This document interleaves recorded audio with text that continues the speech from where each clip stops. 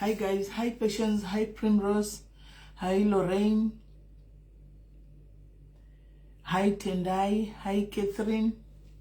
Muri say guys, chingo kurumidza kutega mushare live. Tine nyaya dzakati saka toda kupedza exactly na 5 o'clock. Tine nyaya dzakati one day. Saka toda kuti na 5 o'clock tinge tapedza kuti ndiwane kuzobikira baba. Hanzi Father Diaries, Father Diaries vavepo. Vakatopfeka safety shoe so izvozvi. Vakatopfeka safety shoe vari kubasa. Vakatopfeka safety shoe vari kubasa. Fambai guys, fambai tione guys. Time tega umwe guys, mshare tine nyaya dzakatowandeza. Toda kuti tifambe nadzo. Toda kutanga nedzidzi, toda kutanga neiyi. Anditika, toda kutanga neiyi. Tishinda takadaro. Anditika. Yes, Evelyn, yes, Cynthia, hi Julie, hi Melania, hi Blessing. Hanzi how far? Star, takapa update kudara. Impomirai, tishapa update. Mchekana yakubuda mchayaona kuma platform kwa kawanda. Kwa ini kuma platforms za kawanda kwa ichaitwa. Because yaka invuva, Interpol ka invuva. Saka takanzi don't share anything. Saka takango nyararao. Anditika. Chero iye muridzo waendu funga musikona posta anything. Akango mira. Saka muzongo mira. Pamuchaona otichango ona tese. Anditika. Right. Sure, Gina. Hi, Carol. Cheers, a blessing. My Chang, say, Matifa Zaishe. How are you guys? Mary Takenza. Guys, chibo share life. Mango tega vantu kurumize kuti tifambe nenya etrinye adzakati one day. Hanzi bankuru wangu vaenda kubasa. Vari kubasa Melanie. Vari kubasa vava bo. Saka vari kubasa. Vava bo nezi vakati ndatanga kuenda basa nesuru. Rakatopfeka safety shoe izvozvi. Rakatopfeka safety shoe. Takarikomanda nezita raJesu. Tikati muroi nezita raJesu. Go back to sender where you are coming from. But anyway guys, gumbo ira rinakutanga iko zvino. Ndakakudzai gumba rinakutanga iko zvino rine time richizviita izvi. Rinoya rodaro disappear. But taingozvilezera. Animona tingozvilezera. Handiti saka iko zvino izva. Ndakatoritsika zvokutodaro guys. This should be the final. Zvakatoitika ndopafanira kugumira ipapo. Parakatogwadza iko zvino do the last. Andadzaka gumbo ragara. It's not like something new chokuti chingazonzi chauya nhasi. Gumbo ragara ndakakudza kuti vagara chingonzwa gumbo irori richingoita kunge rinodididi hamene zvarinenge richingoita. Saka chisi chinhu chinyuwani chokuchatanga nhasi. But this time ranga rakangoyawo zvine power zvokuti nesu takashamisika kuti zvakuenda nekupi. Hanimaona.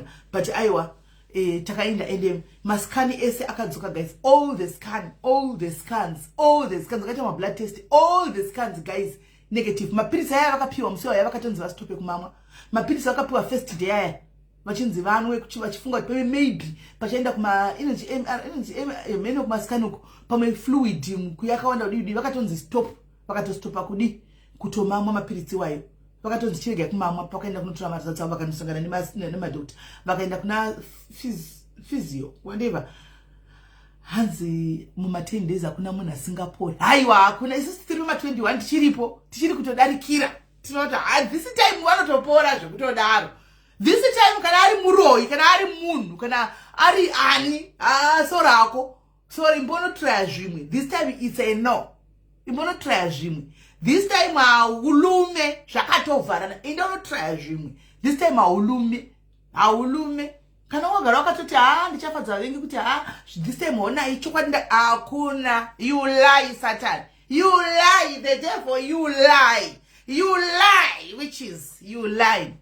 Yes guys, yes Betha, how are you? Kurise Kurasebek. MRI, yes my too. MRI ndio yochache. Right, family guys, tega tine nyaya dzakati one day. Dzatoda kufamba nadzo including bro wedu mfana anonzi talent chiwengo. Tinoda kufamba nenyaya yake nhasi but timbotanga neidzi. Saka idzi tikapedza dzedu idzi tokata yake ndo yatinopedzisira nayo ya talent chivengwa ndo yatopedzisira nayo. I hope you guys are okay kumatima nenyika. I hope you guys mese muri right. Yes Linda. Guys, tega guys. Clara Mushonga Mende, how are you? Tega yaume guys. Tifambe tishike pa 500. Then ndivataka kupinza nyaya. Pakauya nyaya 1. Yes Lioness wacho. Pakauya nyaya 1 guys. Vamwe vanhu vanonyara kutaura nyaya dzavo. Vamwe vanhu vanotya kutaura nyaya dzavo. Panouya 1 achivhurika. anti nenyaya yake vakawanda vava nemasessions akadaro vanobva vabudikirawo pachina kuti takaridze kuti umwe ataura. Saka nyaya yanhasi iyi yamaona ndesa caption iyi handitika ndeumwewo anzi ini ndakaita 10 day ndiri pamushonga ndingafe. It's okay Melania, even wakaita ma 5 days chikuru commitment and talking to your God. Yes Samantha, how is the baby? And talking to your God nekuona kuti you always spiritually you are growing. Andiwana unotozvifila wega kuti ndatobva pane imwe level ndatinda pane imwe level. Unotonga zvakawanda unotongoona zvakawanda change wega unotongoona zviri important izvo idzotenza wakaita dziri right. Washman, how are you? Washi I thought takawira last year now dzevanhu wani mama na Belinda madzimai. I thought makawira. No, nyaya dzevanhu dzipi dzakutaura na Belinda. Which nyaya dzevanhu? Which nyaya dzevanhu dzakutaura? Hatina nyaya dzevanhu dzakutaura, vanotaura nyaya dzavo vega pano. Nyaya dzevanhu dzipi dzatabata? Which nyaya? Nyaya challenge tikutaura challenge because aka challenge isusu, akaudza isusu. She told us. Anta akataura publicly pamuchena kuti vanhu vari ku UK what. Saka we are responding back. So haisi kunzikana kuti chikana kuti kudia tina nyaya dzanza taita isu. Dzei isu nyaya dzevanhu vanoona ichitara nyaya dzavo vega pano Belinda. That's what we do. Handitika nyaya dzevanhu dzabuda pachena uko. Guys, tikutokwira malevu takutoenda ikoko kuna nachivengwa ikoko ndokwatinge tiri. Kune dzimwe dzisina basa dzekusasuku kudzidza tichatauri dzimwe dzekusasuku no we don't address anymore, but dzekumusoro especially kana dzakanangana nesu atituke we address, atituke we respond, so that vanogara pasi. And it is a man of God, we are also women of God. Totsurana pachedu na ndikunyepere guys, totsurana pachezvedu, a man of God and a women of God. Pakurasika kwavo paya do pateti tidini tibatsirane ipapo kuti hatidaro mutama kunya kurasika munhu waMwari komoinda hakusiko tovaonesa 1 2 3 kana vari men of God indeed vanogara pasi votaura votasema points atinenge tavaudza pano voona kuti ndezvekunyepa here kana kuti ndezvechokwadi. Saka I don't know nyaya dzamuri kutaura dzevanhu kuti ndedzipi because iyi nyaya yedu iyi tisitakarehwa vama-COS acho tisu tairehwa. Saka ndafunga kupindura hangu ndakamirira mamwe ma-COS inini ndafunga kudaira ndakamiririra mamwe ma-COS ese right. Ndine munhu wandinaye panapa guys ane nyaya iri similar to nyaya yakauya last time anditika yakauya last time anditi yekuti munhu akanga akufunga mukadzisikana anga kufunga kukomita murder because akanga apiwa chirwere akarariwa naye asingazivi. Animaona asingazivi kuti ndo zvakaitika. Animaona tinosara zvinyoro tukaisa chat takatava 2025 takachinja magia takatoshifta magia kunyaya dzemasocialites hamuti one. You will never find us kunyaya dzemasocialites handitika unless varivo vauya vega sezvavaisingoita ngoti tinokumbira tongoti platform iyo togara uko takamira kure zvokunodzitora uko kwadzinenge dziri kana kuti kudi hatitoriko hatichodzioni handitozivi kuti kuri kuitika nezvei what is happening my streets. I am not there. So look at the peace guys, look at the glow that I have, look at the glow and the peace that I have. Nyangwe nemiwana wangu mune peace kunyepe mune peace here hamuna here peace askari ndimi munenge mutendera uko ndimi mune peace hamuna here peace tine peace yedu handiti takaenda. So guys nsati ndatanga kuita nyaya ishi handiti pane one munhu acheta lucky panapa, pane one munhu acheta lucky ndati tegai vamwe tisvike pa 500. Pane one lucky munhu acheta lucky rake panapa handitika. So itai muchitega vamwe. Yes Linda tine peace of mind, tegai vanhu guys. Yese rudo musheye pane one. Yesi maino story pane one munhu acheta lucky ndikoko zviri sei avatuke munhu ndoziva vari papokera aiwa tituke tinongotaura zviri fe asi zvine zvakangonaka dzemasocialites unogara uri mutu nyaya kuda kutongeswa kuda kudiko takati takageza maoko takaoneka takatora zvitundu zvedu tikarova pasi zvibhegi zvedu iwe tikati purupuru takainda. Saka takainda hedu tiri kunoku ndokwatiri handitika mazito zvinonotondiona ngona tiri kona ndijoyuko kuno clean kule kubikwa ndokwa ndichitora sezvangu muswe ndiri kokoko kune pisi woko ndokwa ndendiri kana ndambofunga kuti ndimboti ndokwa ndakatoinda kokoko kuna na King Solomon kuno mapost zvinonakidza ndokwa ndinenge ndiko tandisingamboindika ndokwa ndiri zvangu ndichiona chiverenga ndichonakirwa ndiriko zvangu ndakatoti zi kune vamwe vanhu you know ndokwa ndinenge ndiri kwedu kuyakana guys hazviti hazvigoni right? So pane munhu one acheta lucky guys pana papa asi I want this person to be very much honest andika tikuda kuti uve honest uve munhu akamira pachokwadi because ticha verify anditika tiri kutsvaga munhu one anditi pane mumwe wedu mudiaries panapa ari kutsvaga one munhu anditika arikuda kubhadharira school fees yemwana hanimaona kwaiko iri kupisa mainzwa here yachikona mombe ndiani chikona mombe kana nekwaguru nekwaguru ndomupfuura nekosa tatirishazikana vediwe hanimaona nekwaguru ndomupfuura nekwa apo nongoti titirishazvindi zvake ka nyaya dzake ndongodarika ndizodakatoti kwini mucharokwaini mucharokwakwini ndichidarika anzi I have resolved to follow bloggers who go to work their content is different zvevamweni vanora thank you Katrina ina ndakangoitira peace anyway ina I did it for peace sake because the moment ndingoda kupinda ka unopisira wapinda wahakira mshinya yawo taura odini mangwana yo wozvuzvurudziwa iwe wozvuzvurudziwa wodini kuti uchipindura uti utaura konzi yenyararai zira renya musikona kuti you know saka unogara uri pa corner saka ndakati no for my sake my peace of mind and my diary's peace of mind ka kunongofagwa tinongonodi tinongonofara chidarika kwatatitodakane ndodarikane kuti tate mufana wangu kandinotaura naye kuseri ku tate mufana wangu ndotaura naye kuseri saka ndinodarika ndichiona tate mufana wangu apo neapo ndinomboti ndeipi zviri sei how are you zviri kudii kuri sei kokoko kuri sei kuEurope tichingodaro animona saka ndombodarika hangu ndichiona kuti zvakaoma zvokwatatoko kwai ndakablockwa indakablockwa uneyo yeaccount asi kuti ndine imwe account yaSisimeli Diaries imwe Sisimeli Diaries yechituya haina kublockwa ndoya ndoshandisa iyo yakablockwa yekwatate iyo yakablockwa kune imwe yaya ndokusina blockwa yakanzi Sisimeli Diaries yechitu kune mapostuko saka ndokwanda naye koko right saka pane munhu one ari kudiwa neumwe wedu tabhadha school fees munhu uyu anofanwa kunge ari widow munhu akashayikirwa kana kuti nherera so pane zviri two kana uri chirikadzi ine mwana ari kuprimary andika arikuda kuzobhadharwa school fees kusvika anopedza hanzi chikona mombe zeti mama always is the first chiko chokuitika kona mombe ndiani makumi matotangawo guys matotanga chikona mombe ndiani zvorosi ndiani mai orosi maini ngere mai mazoe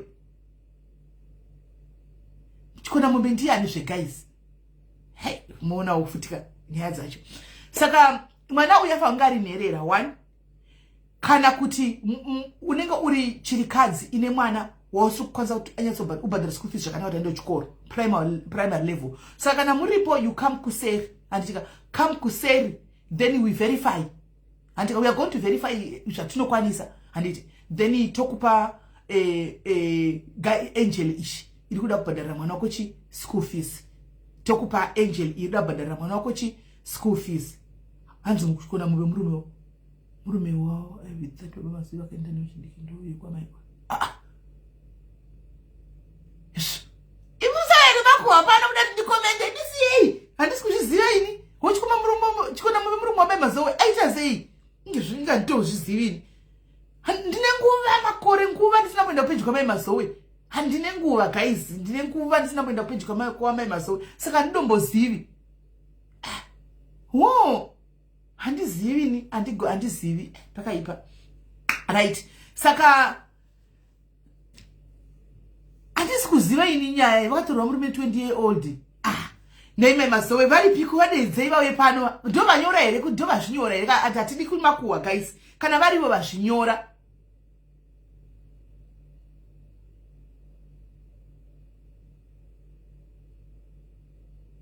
pamwe pacho ndo vanenge vazvinyora kana vari vanenge vazvinyora vategei guys titovaudza anhumburisa dhorina 929 haiwo zvedu mai mazowe ndozvamuka regai zviite zvichadzoka kana muchizozvida zvirume zvenyizvi hana basa mari yenyu iyoyo yamaitoshanda muchimupa ndo yaaitodla mari iyoyo wanzorita live handisi kuziva ini handambokutegai kana rufaro haiwa mazono nditori utsi chaiwa ndiko kumastreet uko handiko handi mazvona zvakanaka kutaura nyaya dzako vega vataura nyaya yavo vega hakuna musocialite kana mublogger achavabata hostage kuti ndine nyaya dzavo handimaona mazvionaka kutaura nyaya yako kana uri socialite ingo yauti kana zvaitika inini chandongodira guys kana ndisidini ndahura Hanimona, ndinotouya ndichitaura ini ndikatourigwa guys. I will come and tell you because mwoyo wangu unobva wadzikama. Ndio panotofila kuti ndamubatira ipapo because ndega ndigoni kumurova. Hanimona, nditokwira BP yangu ngachitovhaira kuti ndakatodai inini ke ndoendoudzawo imimi pano imoifambawo nayo achifambawo mumastreet vatiyanga indiri munhu wesocial media ndikapostwa everyday ndikatukwa everyday ndikatagwa everyday. I don't mind because ndakauya pasocial media ndega but iye asiri munhu wesocial media akatagwa apa nendichimuonesa kuti ona apa guys paya kamnenge mudara paya ndobva ndaenda ndoti ona apa ona zvekutagwa leo ona apa shaapa watukwa apa ndichimuonesawo square. Saka I find solace in that. And those are the guys that do Vaticani. And I did once when I could out and all right, no problem. Do ya pano, but then is we Paita Chure pano, do taura, even more taura, chotenera, the chitora and chimtaza. When I can now see on the social media, uno vatane butso. Guys, uno vatane butsu. How do we choose Nerida Efis? Vano yak said to so to na o proof ye kuti mana inira kana kuti. Anmona. Right. And matona. Saka mema zoeka magona zvamaita. Dei nyaya dzobudira kuno mu social light ka paita kunge pane zijuice zihombe imi musecha makakanganisa imi mutu mama katogara mba kwenyu muna tongozviurirawo zvake. Anmona. Saka haiwa don't worry about that. Don't worry kana matohurigwa akatomitsisa imari yenyu izvo zvichirega achitochenesa kunopedzera nangu yatsokuona kuti hapachina mari yaibva kwamuri kwamuri kumakambani kwenyuko. Hanzi what did the husband ndingoona apa Berlin hanzi amitisa mwana ne29 years re nditongozviona apa ina nditonyatsoziva nyaya yacho handizivi handakona life saka ndikutongoningirira ndikutongonzwawo vanhu vachitonyora ipapapa ndopa ndikutongonzwa haiwa pana nyaya yapo musambotosora muchivhunduka zvenyu kana kuti kudini matotaura magona so magona vanhu chidai kwachikona mombe munotuka chikona mombe maizoitora mascreenshot muchimutumira ndozvandaita ndatora mascreenshot ndichitumira ndichitumira kuti ona apa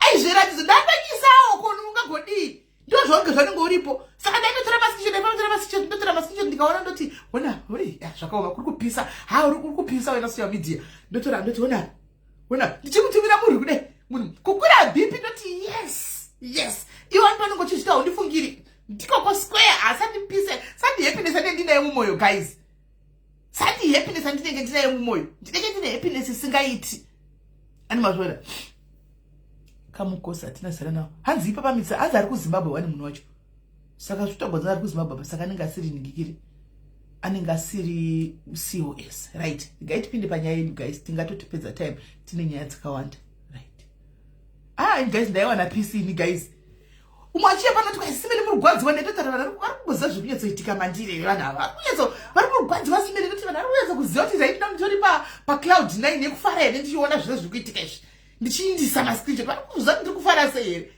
stressicana right hi dear muri kunzwa here guys ndaswera maswera sei muri kunzwa here ko guys right ndave palive right now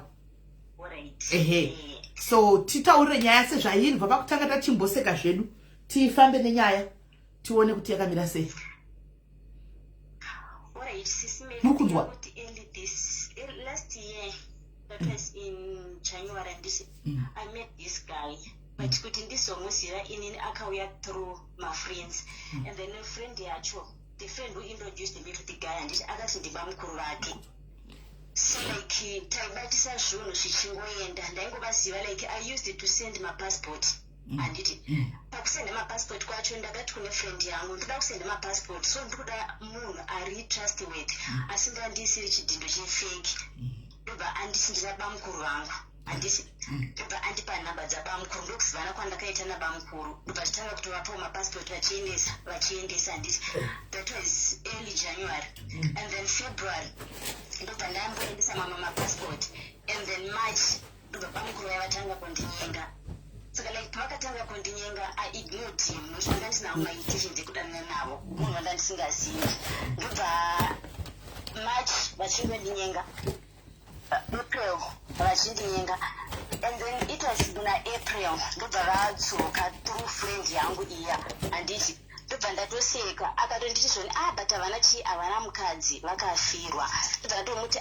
kwaiwewe chiri kukupa kuti uti vakafirwa ndakatomuti zvoni chakaita kuti mukadzi wacho afe chii ndobva tonde vanhu vanodi vanhu vanongofa ungasvage ukazvipedzera vanhu vanofa ndobva tatongozvibrusha off ndobva vazoenda through murume wefriend uya handiti ndobva vataura nyaya yavo ndobva auya kandiudza ndikati ini hangu handisi interested handiti ndobva vakazotanga kukutsirira that was May April vanhu vachikutsirira May vanhu vachingokuti munhu ari right haana mukadzi handiti and then ndobva ndazovada muna June wacho uyoyo ndobva tatofa kutanga kwaJune and then ndobva pakati paJune handiti ndobva chezvekuti ndashanyirawo munhu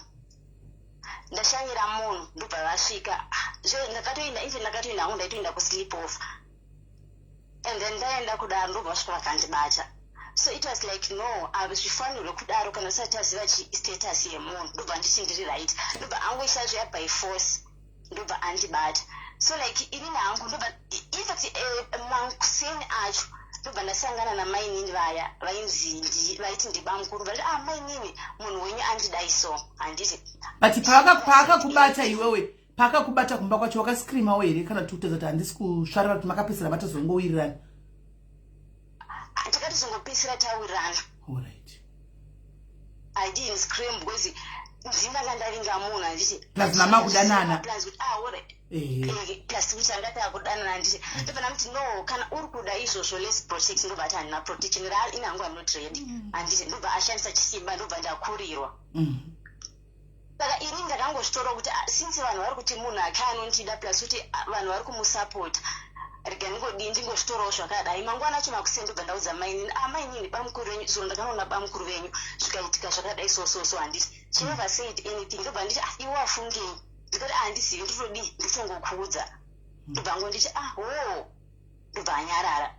So it was like June iyeye tikachofa tichidanana and then July tikachova tichidanana and then muna August ndobva ndamboramba because pane zvimwe zvinhu zvaizvisingandiitiri plus kuti muna August umomo ndakabva ndadiscover kuti ane mukadzi uyu ari kuZimbabwe. Pandakazvidiscover ndobva andamubvunza akabva anditi handizvoni mukadzi ndakamupiwa sechimutsa mapfiwa pakafa mukadzi wangu handiti ndobva ndatomboramba and then tikadzokerana it was my birthday ranga riko musi wa30 handiti ndobva vana maini vaya ndobva vatotaura naye kuti munhu ane birthday ari kugara ari miserable takachida kuti timuitewo something chinomufadza handiti of which isusu munhu watiri kuziva munhu wake ndiwe so tikumburewo something ndobva vatovapa mari yekuti ndiitirwe chipati handiti it was sort of like not party kungotengerwa keki nesomething iwo ndikatotengerwa keki nedress and then soon after my birthday ndobva ndatanga infact before my birthday taifanirwa kuenda out segirls ndobva ndadevelopa maflu symptoms ndainzwa flu sisimele mamunani ndogara navo manga muri muna August imarara muna June. Alright. Isakaratise muna June handisi ndobva ndati July and then August ndobva ndaita flu ndobva tinoda kubuda taida kuenda kuHappy Island Waters ndobva ndati guys handikwanisi kuenda tase flu yangu iramba kudi iramba kupera ndobva ndatoenzina titira ndogara nawo tsvaga maflu grip ndikatenga maflu grip ndikashandisa maflu grip ikaramba kupera ndikatenga Benylin ndikazama kushandisa Benylin yakaramba kudi ikatedza kupera and then it happened ndakabva ndaita infection but ini ndakangozvidza kuti zviri normal because ndine umwe musikana munina wangu aitogara chinditi nditengerewo imwe yuzi yekuzora so lotion yekuzora kuclicks ndogara ndichingoita infection. Iwe wakaita yeast infection here? Ndakaita infection yekuzasi. Alright.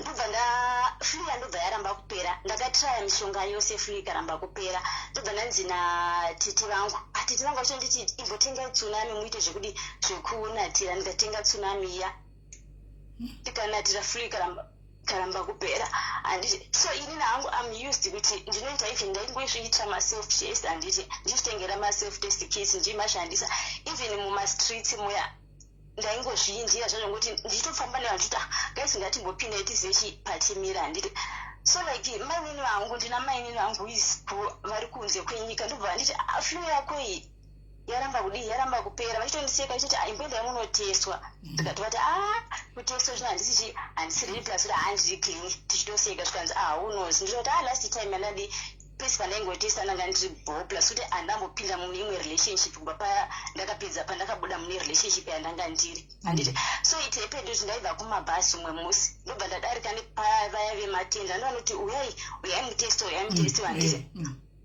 ndobva ndaenda ndikanotestwa and then ndobva chabuda positive handiti zvikazvokuti ndakapanika and ivo vakatozviona kuti ndapanika ndobva vanditi zvoni are you okay ndobva ndidira mvura kanipa mvura zvikanzi kuda mvura ndikati no I'm fine handiti ndaendesa chipaseo changu kumabhazi ndobva anditi izvoni imbogara ukaume down ndobva ndagara ndobva taita futi chimwe chechituro ndobva chabuda again chiri positive handiti ndobva andibvunza kuti boyfriend ndikati ndandibvunza makore ake ndikamuudza zvikanzi makamboita unprotected sex ndikati zvikanzi aripi ndikati hapo zvino ari kuzimbabwe zvikanzi do you mind kuti kana adzoka muuye nani muuye mese ndikati I don't mind handiti ndobva ndati ndokumbirawo kutora picture remarisausi but hazvitendegwi ndikati hazvitendegwi but ndiri kukumbirawo kuti mungonditendedziwa kuti nditore picture I think ndo zvinhu zvokuti ndichazondishandisa kutsanangura naye handiti ndobva ndasvika kumba ende ndisati ndatombosvika kumba nditomuroti ndakabva ndafonera mainini vangu kuzera vatonditi zvoni imboenda kumatest ukabva kumatest woita pregnant test bose nhumbu kazhinji inogona kuti uite infection ndobva nditi inganotenga ako matest ako ndikati arigani kuenda kuchipatara akandoti but pregnant test unogona kutenga maybe izvo ako ndo zvaunodi zvaunosvika bose vanondiziva kuti handikwanisi kuhandla nandikure stress pressure ndisova nditi zvoni enda kuchipatara usazviite wega nekuti ukaita wega pakabuda zvinenge zvabuda ndikukutyira ndobva ndaenda murodhi muya ndobva ndatora ndobva ndasvika kuma ndobva ndaseenda kuti ndazoenda kuchipatara saka ndaenda kuchipatara kupeni ndikati ndaona vematende murodhi ndobva ndaenda ndobva vanditi maresults ndobva ndavasendera maresults akatonditi ndakati vati zvoni vakati akondibvunza kuti maresults ati chii ndikati positive zvikanzi uri kutamba ndikati ndogotamba chirudzii ndobva ndavasendera picture nditi ndobva vandifonera vakasabati saka wachitora sei ndikati handisi kuziva right now pfungwa dzangu hadzisi kushanda vakanditi vakuita counseling here ndikati vandiita counseling vakanditi chii vakati vachitoda kuti ndimirire mota inozonditora yondiendesa kuorganization kwavo but inyaya kuti ndanga ndiri busy plus kuti ndapanika that time but vanditi siya nhamba vachaita chifollow up saka ndavasiyira chinhamba handiti ndobva zvapera ndobva vanditi saka iye wamuudza ndikati hana ari kuzimbabwe ndakambira kuti adi adzoke ndobva ndasenda message ndikati pamuri kudzoka ndokumbira kuti tizoita toda kutaura zvikanzi alright iri bo zvikanzi kwakanaka here ndikati kuri right and then ndisati ndataura naye ndanga ndaintroducwa kune vamwe vainzi sisi ndobva ndavafonera ndikandombokukuonai handiti ndobva vanditi alright is fine kwakanaka here ndikati kwakanaka ndoda kuona titaure handiti ndobva vandifonera vakauya kudhuze nekwandogara vakabva vandifonera zvikanzi uya kuspati zodi tizotaura ndobva ndaenda ndobva nditanga kutaura navo saka zvezvokuti pandakavaona I didn't say much ndakabva nditanga kuchema ndobva nditi chii chiri kuitika ndikati ndine stress I'm in pain my heart is bleeding vakabvazati chii zviri kuitika ndobva vanditi pinda mota ndobva ndapinda mota ndobva ndagara ndobva tanga kumbondinyaradza zvikanzi aiwa tanga wanyarara ndokuti kukwanisa kutaura nyaya iri kukunetsa ndobva ndanyarara paya ndobva vazondibvunza ndobva ndavatsanangura kuti nyaya yangu yakamira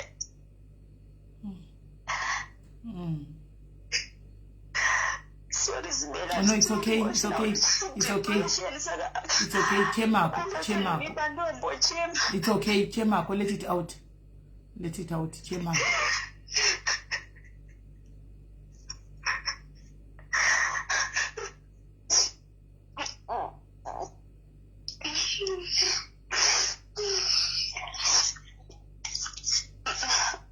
ndobva vanditi izvoni ndobva ndazotsanangura nyaya yangu handisi ndobva tisaka iye wakamuudza ndikati aiwa ndisati ndamuudza tisachisaonana ndobva vati but akaita utsinye handisi ndobva vanditi izvoni anomboziva kuti nyaya dzakadai dzinosungisa handisi ndobva ndati handizivi saka ndauya kwamuri kuti mundibetserewo handisi at first vanga vari kusaidi kwangu vakatonditi zvona unogona kumusungisa but zvakuda kuti mutange mataurirana handiti and then wonzwa kuti iye anoti chii ndobva vanoti paakadzoka kuzimbabwe ndobva vamufonera zvikanzi kune nyaya ndobva taenda tikanogara tikataura nyaya iya and then ingechi tisati tambotaura tese akabva adzoka tisati tataura natete tiri 3 naiye akadzoka handiti ndobva ndaenda ndingamuti ndiri kuuya kumba kwenyu ndobva ndaenda ndobva ndafonera maimini vangu ndikati ndiri kuenda kunoona munhu but handisi kuziva kuti nyaya iyi ndichaitsanangura sei ndichaudza munhu sei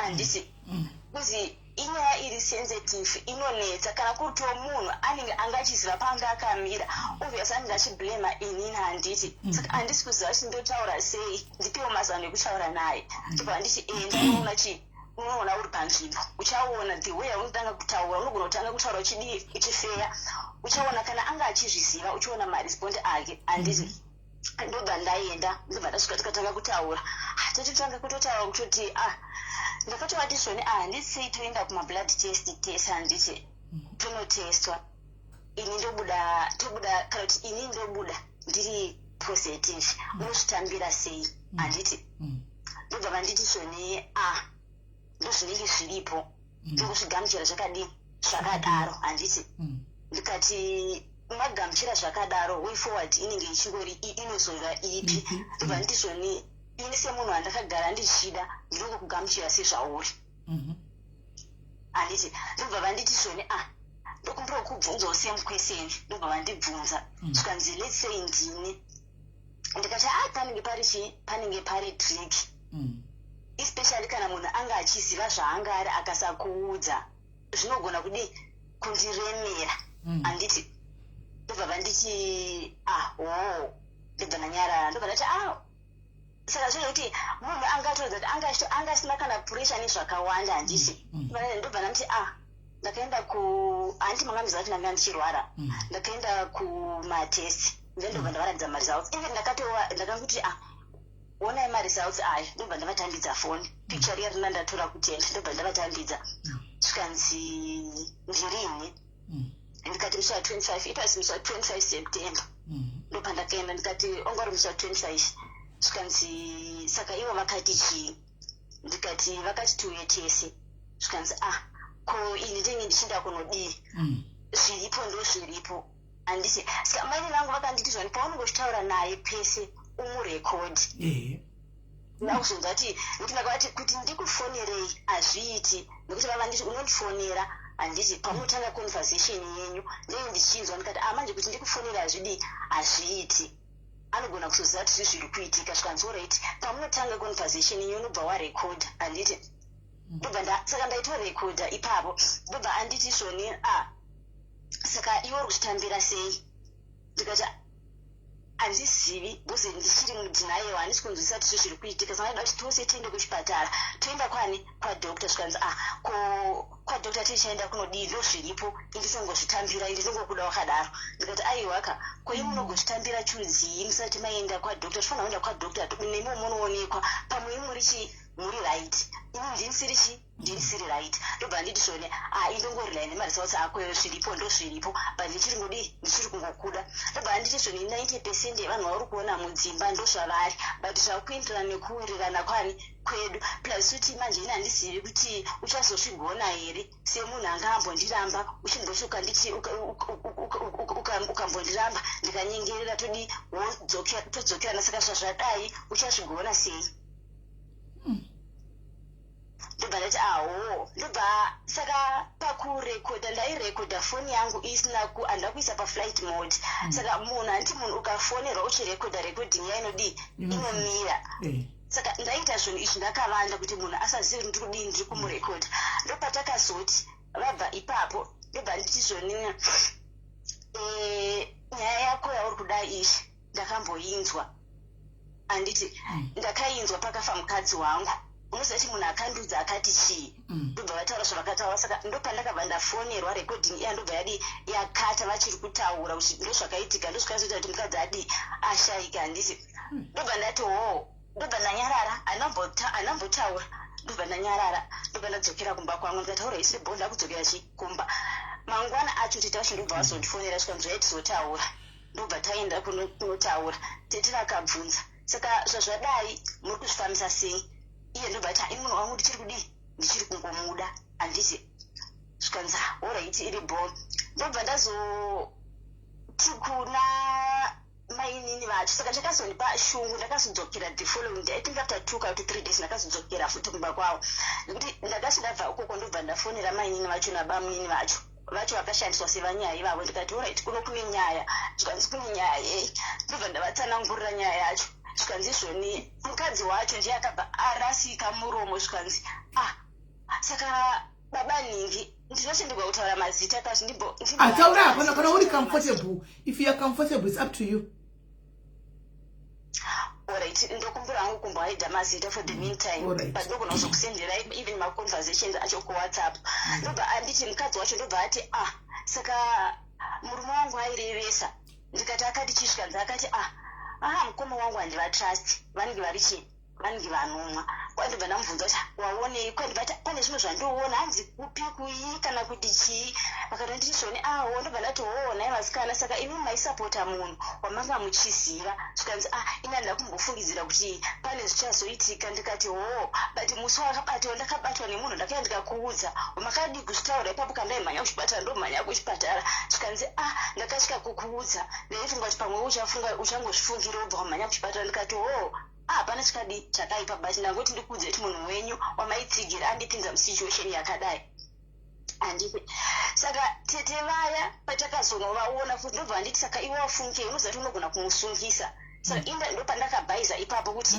ndoda kumusungisa akati vamudza toda kudii ndikatoda kumusungisa handiti zvikanzi zvinoita ndobva tabva handiti saka manheru acho iwayo pandakaudzwa kuti ava vachitwa zvoni kwai tagara murume anga azviona akatombozvitaura kuti munhu uyu ndiri kumusasikita kuti anomwa handiti ndobva ndadzokera manheru ndobva ndanovafunza ndikati saka makazviitire because I was too emotional ndobva ndamudza saka nguva yose maizviziva handiti mukaita zvinhu muchizviziva makazviitirei zvikanzi zvoni akuneti hanzi zvoni iwe indakangokudza kuti ndokukuda wakadaro ini handakumbokuramba dai ndakakuramba ndopawanga uri worried saka sinole munhu achiadmita kuti aizviziva ondita utsinye ndakabva ndave too emotional ndobva ndanomugara ndobva ndamubata kola ndobva ndaka kumurova ndobva ndobva azondibata ndobva tabuda zvikanzi handi ndobva tabuda ndobva adana murume wepanext baba wepanext zvikanzi taita kusanzwana napano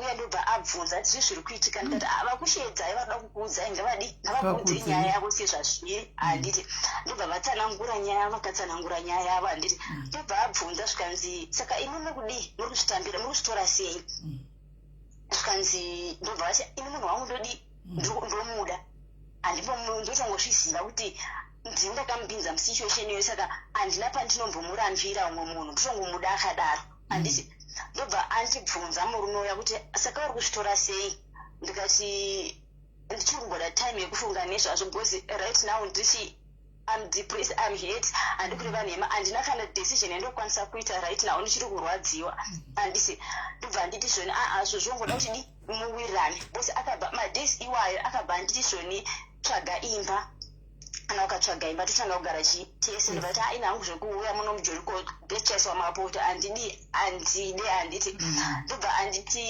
akatoudza murume ye zvikanzi uyu munhu wangu wandanga ndichida handiti ndakatomuti tsvaga imba zvekuti tikatombowana imba panapa but iye ndiye akaramba akati aiwa indine mwana handikambogari nemunhurume asingazikamwa kumba kwedu mwana ndomuti introducer ndichiti ndiani handiti ndobva the following day ndobva tagadziriswa ndobva tadzokera following day yacho ndobva afonirwa nabamunini vaya zvikanzi chii chiri kunetsa ndafonirwa naamai guru vachiti havasi kunzwa muri kukona nachii chiri kuitika ndobva havana kumbovaudza ndobva vawanda nyaya yavo handiti vakati kwaushingori kamisunderstanding but takazowirirana havana kanombopera vataura nyaya yavo ndobva ndanyarara and then I think takanorova ungari musi wa 4 October pamakarovana kana kuti handichanyatsoziva ndichazocheka madates wanga uri musi kana wanga usiri musi wa 1 ongori musi wa 2-3 but musi wa 5 handiti tete vaya ndobva vanditizvoni alright rega tigozotaura nani naye tinzwe ndobva ndavati indoda kuenda paari ndo pandinoda kuvepo ndobva ndakumutevera andi asota out nyaya yake izvi nekuti akataura kuti akazviita achizviziva ine ndozvakauraya mukadzi wake handiti saka ini ndoda kumboti kuti ndihile ndikuda kuti pacho pande ndarwadziwa ndikafunga usiku ndoda kuchema ndiri paari achindinyaradza ari handiti tete zvakatoti you have my back ndikukusapota everything zvaunoda kuita kuti unyatsohila ndikukubetsera saka iye paakaona zvadaro manje ndobva nekuti vakazonditi zvoni natete vacho nyaya dzakadai hadzisi dzekuudza vanhu chero mwana wamai vako chaiko haasi wokuudza nyaya dzakadai bhosi unogona kumuudza uchifunga kuti ndikugona iye obva akuseka saka nyaya dzakadai hadzisi dzekuudzwa vanhu ngatichingozivai situation iripo takadai tiri vatatu handiti ndobva ndanyarara and then iye manje paakaona kuti ndamuti zvoni pauri iwe ndopandoda kuve kana ndikafila kuti nhasi ndoda kuchemera pauri iwe ubva wandinyaradza ndobva amhanya kuenda kupeace order yes abva amhanya kuenda kupeace order handiti aenda kupeace order kuya ndobva akaita mumwe musi wokuti zvoni akafona ndinaye handiti ndobva ndanzwa achiti zvoni ndoda kumuita zvepeace order ende pandongomuita zvepeace order chete haasisina access kwandiri anenge akaura ndobva aenda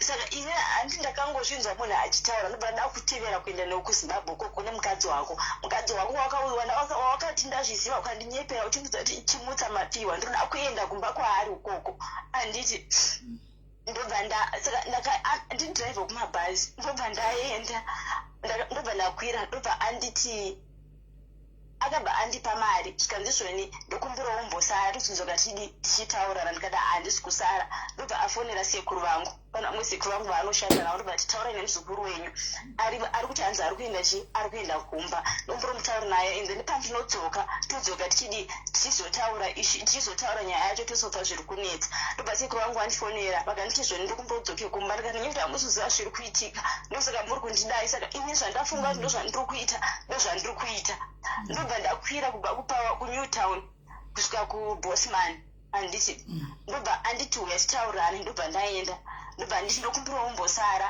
and then tozonyatsotaura ndadzoka ndikati haina handisi kusara tiri kundituma kuti ndisasara situation yangu yandinayo ndoda kuti kwacho kwawainyepa ukoko kwakandinyeperera uchiziva nemunhu wako uchinzwa kuti zvoni uchimutsa mapiwa ndoda kuti tinobvondoka kana tichienda kuchipatara tichienda kuchipatara tose tiri 3 handiti ndopaakabva afonera tete ndopandakafonegwa natete vangu zvikanzi zviri kuitika tete vanga vasara kumba ndikati handikuenda kumusha zvikanzi chichiri kuitika ndobva indoti tete ipapo ndandisandavaudza hapana munhu wandandamboudza pahama dzangu ndandangoudza sisi vake nana bamukuru vacho nabamwini namainini ava vaishandiswa sevanyaya ndovandandaudza ndobva vandichizvoni tete vakandikumbira mudzoke kumba tizotaura and ndoda kuzati zviri kuitika ndobva ndadzoka kumba ndakadzoka kumba ndakagumira kubosman handina kumboenda ndobva ndadzoka kumba tete ndobva vandibvunza ndobva ndanguvati ndakanyeperwa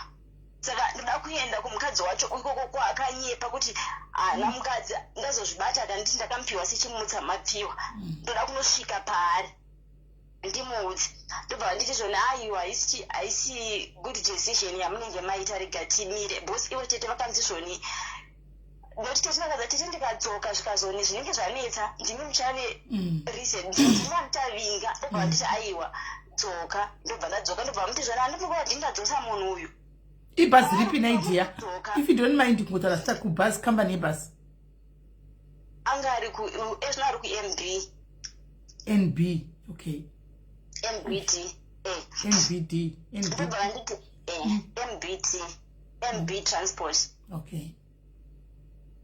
Titendo banditi zvona ndimwe ndinadzosa munhu uyu pamwe kudzoka ndisida kutsvagai ndoda kuti imi mundifonere touya tozosangana totaura nyaya totaura kuti chii chiri kunetsa handiti saka pandakadzoka kumba ndobva ndasvika ndakangosvika zvandakambotaura madays ayo I think kubva pese apa kubva pandakazviziva vanhu vaingonotisa behavior yangu ndaiti ndikabva mutauni ndaisvika zvokuti kana vanhu vakudya ndochiti ndakaneta ndorara and then ndochema ndairara ndichichema and then ndozomuka kana vanhu vavata ndopandaitya saka taura ngota siye munhu anoswera hake kubasa pamwe kune kuri kuneta saka pandakazodzoka ndobva tete mainini chichiri kunetsa ndobva ndavati hapana zvikanzi changuaida kuenda kuzimbabwe chii ndobva ndavati hapana handiti ndobva vati saka kuna sisi vavo vakuru ndova vakazopa nhamba zvikanzi fonerai mwana pane zviri kumunetsa atori nemadays anongoti akabva kutauni hambosviki kana akabva kubasa anongosvikawo vati kuti ndakaneta kudya chaiko hatichazivi kuti ari kudya nguva inokuti anozomuka achidya vanhu tavata ndobva tise vandifonera saka pavakandifonera pacho mandita ndazoti manoda kuenda kumusha madzokera kubosman zvi zvakaitika nera kaisi ndakarima umerwa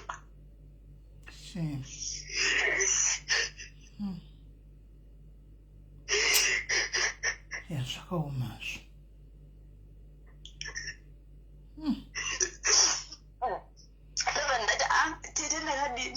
ndakaremerwa ndobva vandibvunza tichi zviri kuitika ndobva ndazoopena apo handiti ndobva vakazobvunza tichi vandogarirawo zvikanzi ina vana kumbodii haana kumbotaura nyaya yake but for the past maweeks ese ndaona kuti pane zviri kuitika but ndaingoti pamwe munhu anenge abvawo mutauni akaneta ane stress yekubasa saka nda kudii handangobomubvunza zvikanzi auraitiribo ndopakazoneti paanodzoka vakati ndakataura naye vakati pavanodzoka vachandifonera and then ndobva taendako handiti ndobva taenda pavakazodzoka ndobva vafona ndobva taenda tete ndobva nditi zvoni nokuti vakandibvunza vakati iwewo chauri kuda chaiko kuti unyatsohila urikuda kuita zvipi handiti vakati ndoda kuenda paground ndoda kuenda kumunhu wacho iye ariko paground ndonomurondedzera ndichitaura nachi sezvazviri handiti ndobva vanditi hauraitiri bo ndobva ndirongedza bhegi rako vakatoti sori rako ndakakudzosa nekuti ndasingazivi kuti kuti ndo zviripo indakatofunga kuti maybe ndakudzosa kuti since wakazozvibata kuti munhu akanyeka kuda ndozvauri kuda kungodii kungonotsiva ndikati haiwa hazvisizvo ndobva ndarongedza bhegi rako uende ndobva ndarongedza bhegi riya ndobva taenda saka iye manje paakazoona infact akabva toti kwaizvoni kuna sisi vake andinhongera kamwe katete kemurengi kaandiunzira nekuti tete vangu ivavo vadiki munhu wa86 ndobva tondizvoni atondinhongera katete ndatokasvora vhele katete kacho ndobva tasvika paya ndobva vataura kutaura chokwadi chero paconversation yacho yakaitiwa hapana kana chikambonzi kwai chakataurwa kana kuti chii chine musoro aingoramba akasitikira pakuti ini munhu wangu ndomuda ngaangondinzwisisa todzokerana sekudanana kwataita ndichironga nyaya dzangu ndozvona tinoita zvipi tete ndobva vati ndobva tadzokera zvikanzi saka chiendai nemunhu wenyu ine hangu handidi kuti munhu andifire ari mumba nekuti ezvo haasi kukwanisa kudya anogara achingochema iwo nemakore mangani ndiri mumba ndine 33 iye ane makore mangani ane 42 alright handi ndobva vati zvoni chiendai nemunhu wenyu zvikanzi aiwa ndokumbirawo kuti mumbosara naye tozodzoka tonyatsotaura futi zvikanzi aiwa tataura patataura pacho hapana kana chisvinhu chambobuda kungotaura kuti indoda munhu zvakadai handina wanditambomurambire saka ina handisi kuzvinzwisisa kana kuti ndokusendai nemunhu wenyu then akunokudedzera vana bhudhi vari kumusha koko ndovamuzodita navo ndobva nditi aiwa ndobva tete vamuti zvoni tokumbirawo kuzivawo hama yenyu hwani vasiri sisi ava nekuti sisi vaya vakazoti nyaya yaoma vakati zvoni inanzi indakangonzi ndiri sisi pakuti tozivana but hatina ukama handisi close relative yekumhuri yake.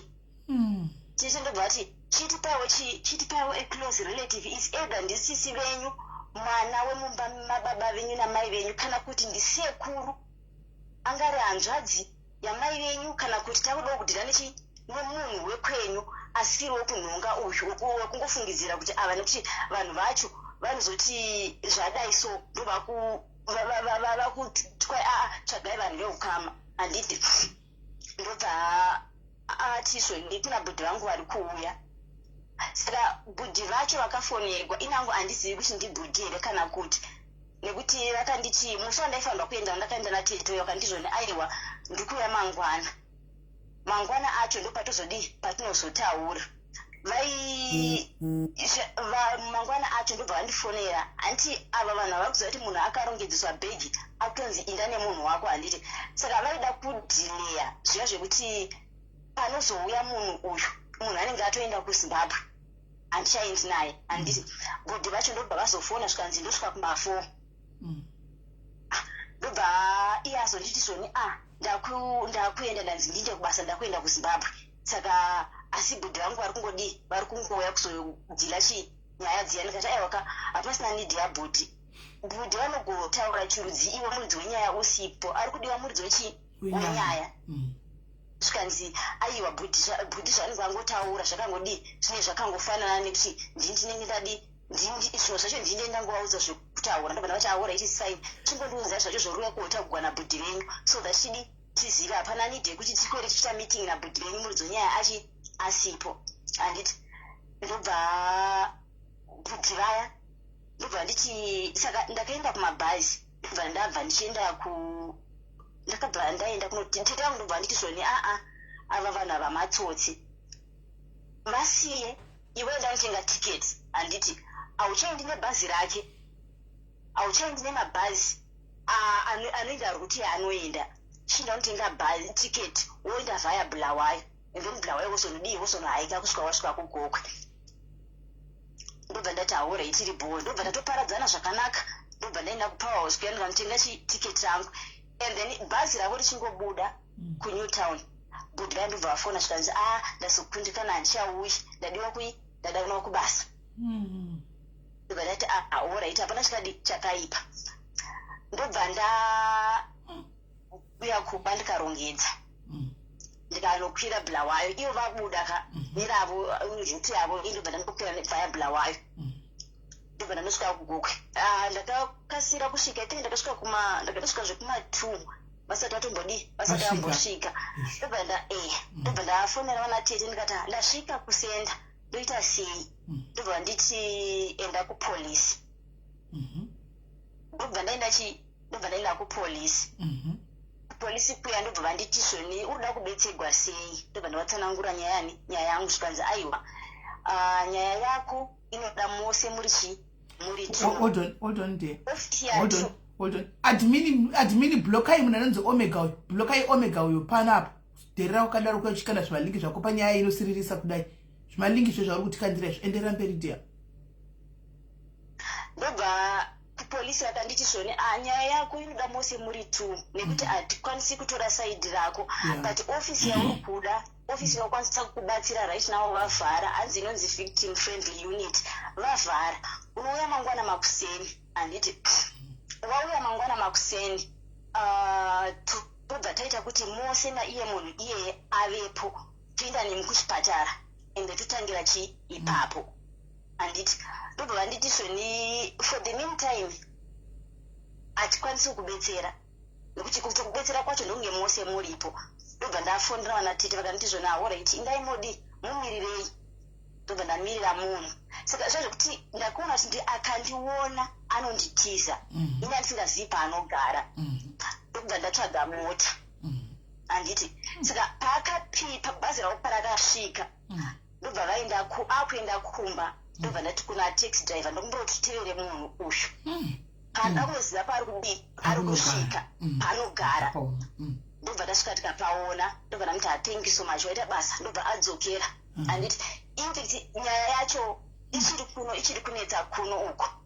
kuZimbabwe baba tete vari kumbumalanga vari kumbumalanga murume wavo ndobva ati uyu munhu wenyu uyu ari kutora advantage kuti vanhu vari kudhira naye vanhukadzi ndokumbiro kupindira nyaya iyi tete vaya ndobva vandifonera zvikanzi vati vanoda kupindira tovapinza here munyaya ndikati ndofuna sekuti zvitori nani kuti uyu munhu ari kutidhera kuti tiri vanhukadzi handiti ndobva vatanga musi wemanheru ndobva ndasvika kumba bhudhi vai vakabva nditi zvoni murume watete akanditi zvoni aiwa rega ndikutsvagirei munhu anoenda nemi. Saka pawaitevera pawakatevera pepa ukaona paakapinda iwe wagara unobva goko here? Saka wakatonovata kwenyu, waitonovata kwedu? Ndaitoziva, ndaida kuona kuti munhu anogara papi. Exactly. Saka ndobva vazonditi, ndobva vanditi chirega ndikutumire ichi munhu aende nemi.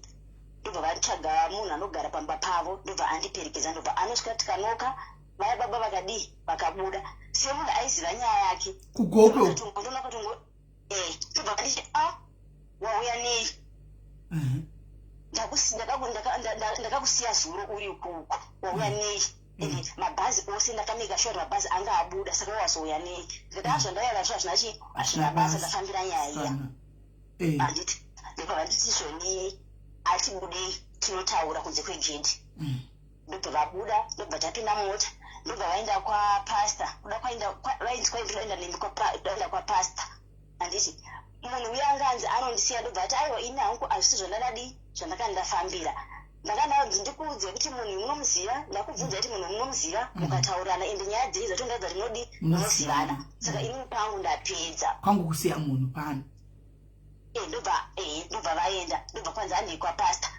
Pane vamwe baba vanga varipo, zvikanzi handei kwapasta, ndobva ndaenda kwapasta. Pasta kuda vakazama kutaurwa navo, bhosi ini akasiyiwa ndiri mumota, vanhu vakabuda vakantaura nyaya dzavo. Pasta vanoratidza kuti vakazvikoniwa, vakati ini handipindiri nyaya dzakadai. Pedzana nemunhu wako. Ndobva abva, ndobva handiti zviri handiti nani kuna sisi.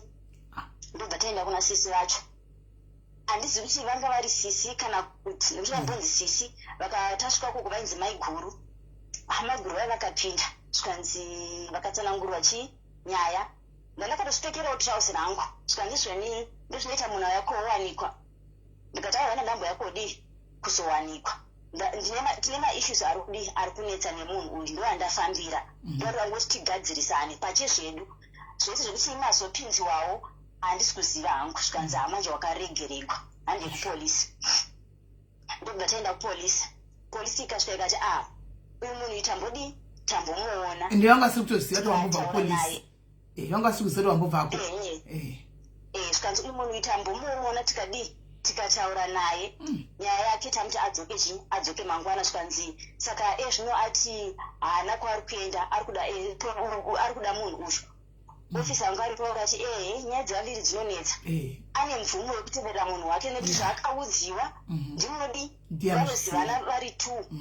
Zvavakaitirana vachinyengana kuti vazodanana kuti vazosvika pasituation yavari nhasi, ndo vanodi vanozivana. Saka isu hatina kodzero yekuti timuti ngaabve kumunhu iyeyi.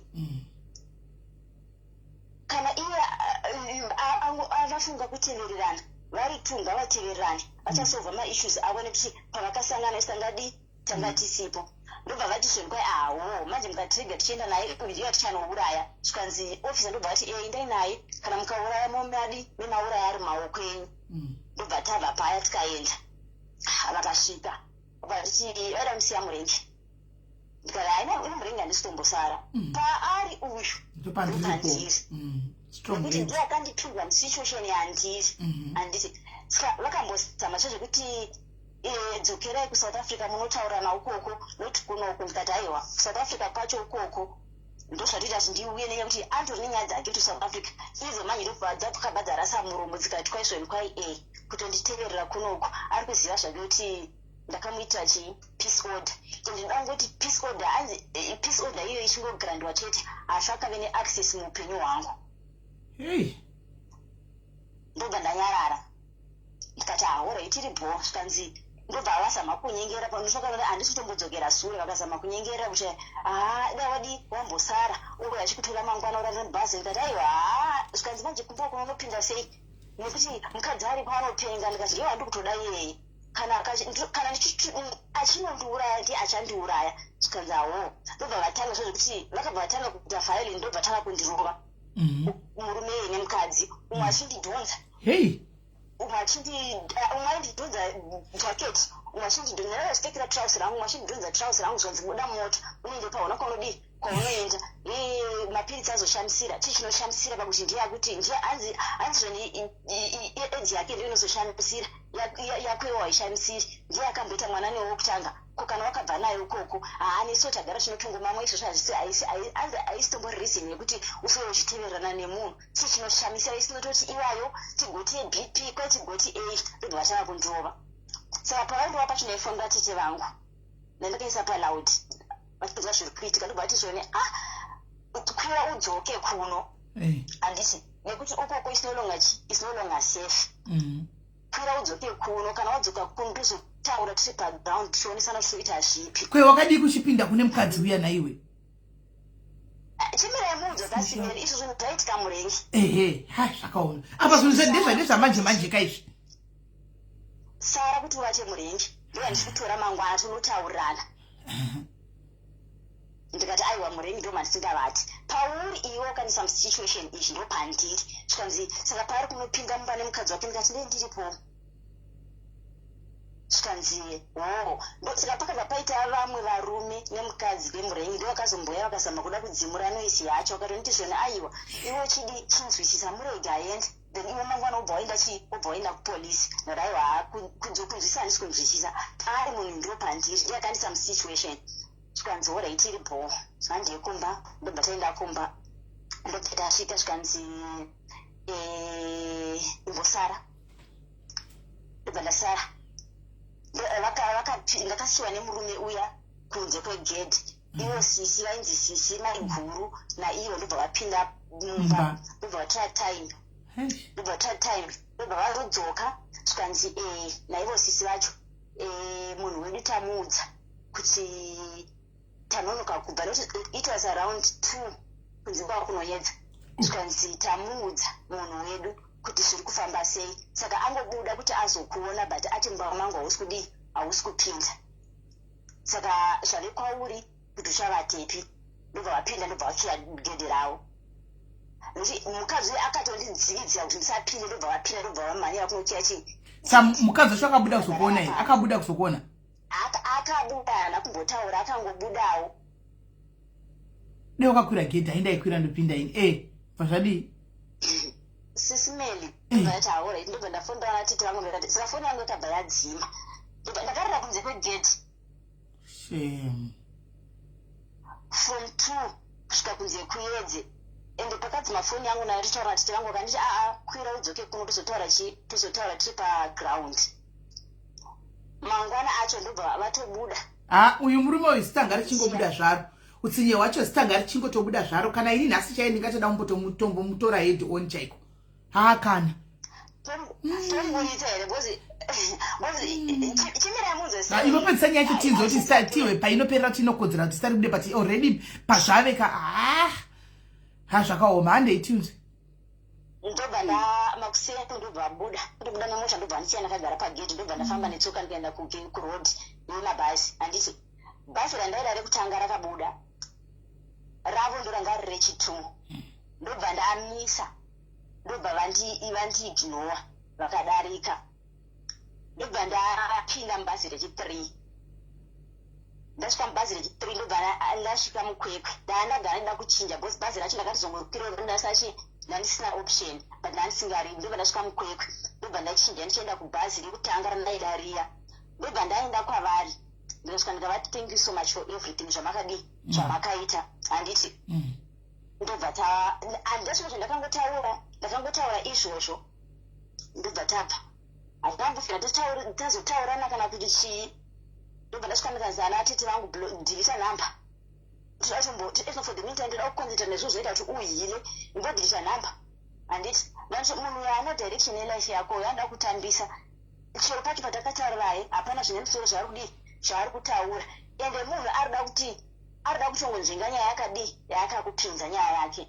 Ndobva ndatoora itiribo ndichisvika kumba ndikasvika kupower house kuma6 but hariga ndiende kumba ndimbonorara ndosunzokwa ndoita maorders angu andaida kuita.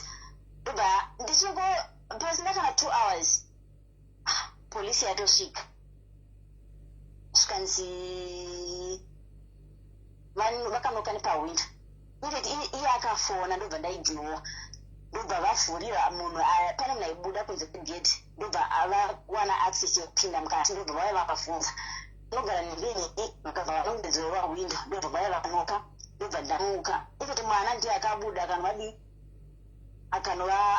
akataura nawo nepahwindo zvikanzi tiri kuda mama zvikanzi vakavata zvikanzi vakumutse ndobva ndamuka ndobva ndaenda pahwindo paya zvikanzi tine masamonzi ako ndobva ndavati aho zvikanzi toda kuti sainirewo yanzi chifomu chanzi anzi return of service. Ndobva ndasaina ndikati handipi ndisaine ndobva ndasaina zvikanzi kuva usida kuverenga wazvinzwisisa ndikati maissues ese nyaya dzose dziri kuitika ndodziziva. Koti yanga iri musi wa31 October handiti ndobva kubva ipapo hatinazombotauridzana kana kuti chii. Ndobva ndatongodzokera kune hama yavanyai vake ava vakaunzwa ndikati hama inyu yandiendesa kupeace order koti iri komiso yekuti zvikanzi ko chii chakazoitika kuti muendesana kupeace order ndoti handizivi. Mupeace order macho mama akasitetiwa kuti kwazvani kwai akandirova akauya akaita violent murengi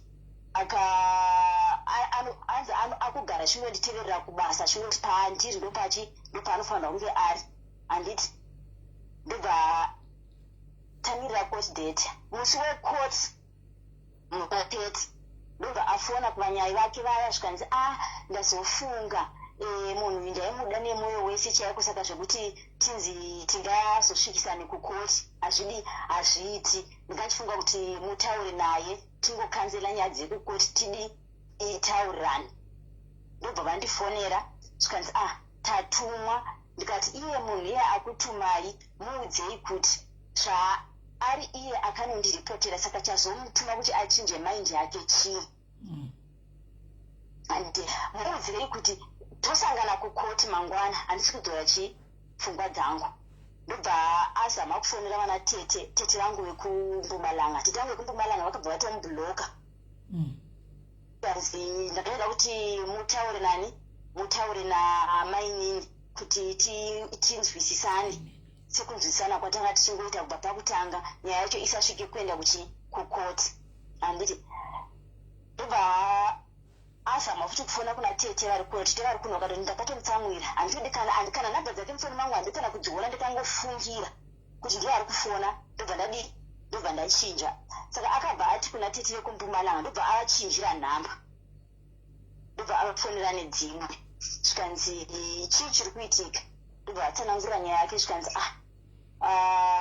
ndobva ati handi makasungisa mwana wanzvadzi yangu kana masungisa mwana wanzvadzi yangu kasi neno makatondisungisa saka ndikutoshandisika kuti muri kundifonera kuti zvikanzi ndinoona kuti makandibhuloka panhamba dzangu zvikanzi ndakakubhulokai nekuti chaita kuti nditaure nemi mwana wanzvadzi yangu sinzi makasungisa mwana wanzvadzi yangu makatosungisawo ini saka ukama hwedu hwadi hwapera tinomirira koti mangwana zvikanzi ndakandichikumbirawo kuti taurirana tisaite koti handiti. Saka iyo shasha yanga ichida kuti kuda achinorikota kupeace order haana kuziva kuti ikoti inotoatendwa handiti.